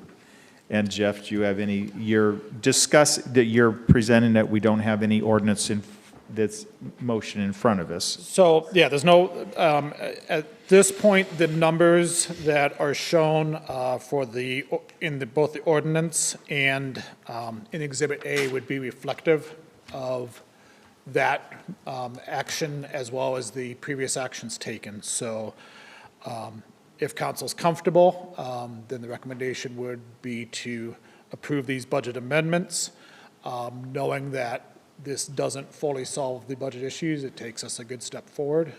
There's still going to be work to do, but this takes us a big step forward toward addressing the financial issues that we're dealing with. So any questions of Jeff? Seeing none, I'd entertain a motion for ordinance number 2602. So moved. Second. A second. That if you could read the ordinance. Ordinance number 26-02, an ordinance amending ordinance number 24-14 adopted November 14, 2024, and entitled an ordinance adopting a biennial budget for the city of Pullman for the biennium 2025 to 2026. With that, any discussion? Right here. Councilmember Weller. I just want to thank the departments for the hard work that they put in to go through line by line. I'm sure this was arduous and so difficult. So thank you. Thank you for the leadership, Jeff, Mayor, Sean, everyone, Thad. Thank you. Any other discussion? Seeing none, all those in favor of ordinance 2602 signify by saying aye. Aye. Any opposed? It passes. Next, we have before us a motion to amend the 2025 WSU athletic contract. And with that, our fire chief, Ryan Schornhars, the expert in putting out fires. Well, thank you, Mayor. Good evening, council. So this is a quick amendment. Hope it's quick. Historically, when Beasley has a basketball game, large event, concert, whatever it may be, EMS standby is provided by the local EMTs. In years past, those EMTs have had to be employees of Beasley. So they would go up and use some of our equipment, but they're employees of Beasley. There was a benefit there that they didn't charge hours to the city, but they were still using our equipment. Last year, WSU Athletics took over management of Beasley Coliseum and gave us the opportunity to amend the contract that we've historically had just for athletics for home football games.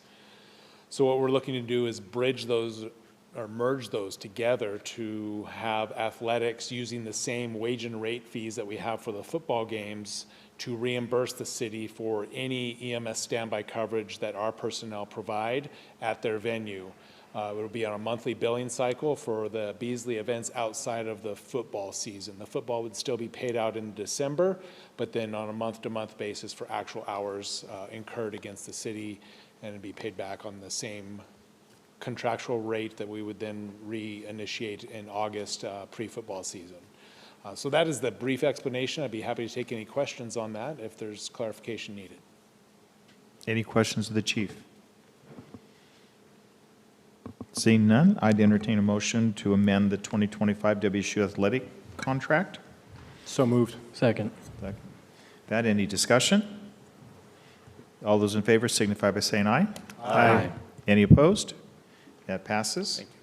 Thank you, Chief. And next up, our Assistant Fire Chief, Andrew Chavaris, a motion to authorize a contract between the Fire Department and Life Flight Network, LLC. With that, Good evening, Council and Mayor.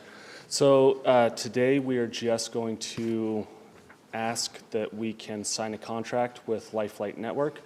We currently provide transports for this exact thing. We just bill separate from Life Flight Network. This will allow us to get out of the billing cycle as far as Life Flight goes. And whenever we provide this service to them, we only have to provide a driver. They're leasing the vehicle, and we just get a direct payment from Life Flight. So glad to answer any questions. with that, any questions? Seeing none, I'd entertain a motion to authorize a contract between Fire Department and Life Flight Network, LLC. So moved. Second. Did you get that? Just There's three of them that all moved and all seconded, so. So, with that, any discussion? Mr. Mayor. Yes, Councilmember Vance. I just wanted to take a second to say thank you for answering a couple of questions I had over the weekend about the lease, the agreement, the contract itself. I think you touched on it briefly, and that it's just cleaning things up. So thank you. You're welcome. Any others? Not. All those in favor signify by saying aye. Aye. Any opposed? Motion passes. That's that part. We do have one discussion item before you related to rules and procedures. And with that, Sean Wells, our city administrator. Thank you, Mayor. Council, we had talked at our study session a couple weeks ago about the rules and procedures related to the study session meetings themselves.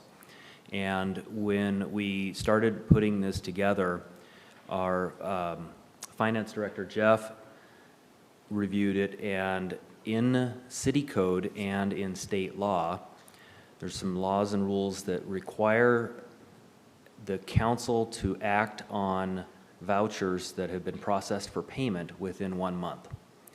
And what we were finding was that, and this month is an example, the vouchers are typically run on Thursdays. So last week it would have been processed.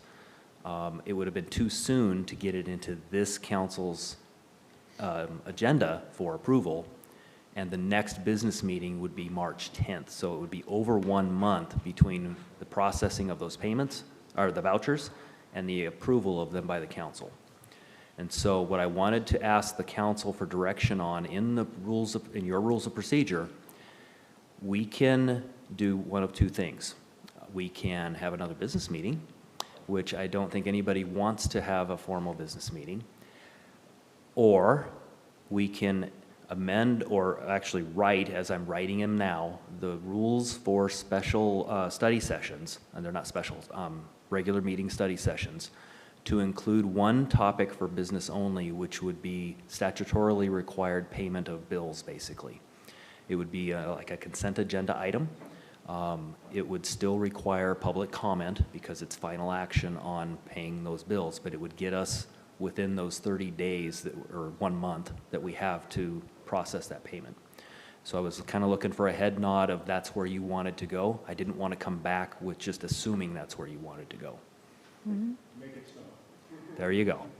Is there any harm in, like, not limiting it to one item? Like, so, let's say that we did have at some point, it's like, you know what, this second topic, and we want to schedule a whole second meeting, and just because we have this one topic, like, why say just one?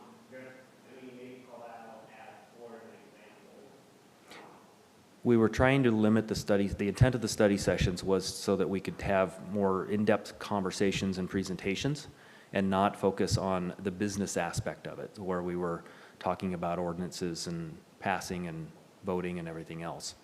But it was intended, the intent was so that we could have roundtable discussions about kind of some complex topics, which tonight we probably should have brought forward.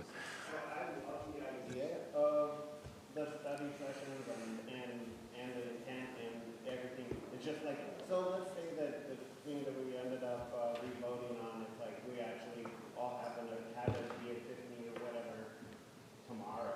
Like, you know, why make that a whole different meeting versus like, you know what, as an exception, it's like we got one topic, let's squeeze it in, but not get out of control every meeting. I mean, that'd be enough. And I'm just kind of looking to, I mean, this is your rules, council, so how does council feel about that, or do you want to keep that study session to just the ones? Councilmember Parks. Question, would this also then accommodate if we had any urgent or emergency decisions that needed to be made, like approving a grant application? Because Yeah. Yeah, so different than emergency. So I want to be clear on the definition of the term emergency, which is very specific when we get into, bridges floating downstream or earthquakes and such. Emergencies are specific, declared by the mayor or the state, the governor, the president, whatever. Right. So for critical or timing issues, we were not considering those as part of this action, but only the items that would be statutorily required. So if that included, say, a requirement for us to approve some kind of an agreement by a certain time that state law said we had to, then we would bring that forward. But primarily it was intended for the processing of voucher payments. Yeah, okay, thank you. Councilmember Weller. Thank you, Ms. Mayor. I would say keeping it simple to study sessions and the example that you're giving, and if we find it's important to extend it out after a certain amount of time, okay, but let's do a trial run of these. I'm seeing an agreement with that. Any other? I've got my direction. I was seeing a heavy thinking, so I wasn't sure. Okay. Okay, you have enough direction? Thank you. Yes. Great, thank you. So at this time, the City Council will adjourn to executive session pursuant to RCW 4230-110-1I to discuss with legal counsel representing the city matters related to agency enforcement action or discuss with legal counsel representing the agency potential litigation concerning litigation that the agency reasonably believes may be commenced by or against the agency, the governing body, or a member acting in its official capacity, or litigation or legal risk of a proposed action or current practice the agency had identified when public discussion of the litigation or legal risk is likely to result in an adverse legal or financial consequence of the agency. The executive session is expected to last approximately 10 minutes. If it becomes necessary to extend the executive session, someone will return to announce the anticipated additional time needed by City Council. The council does not anticipate taking action following the executive session. It's now 8:43.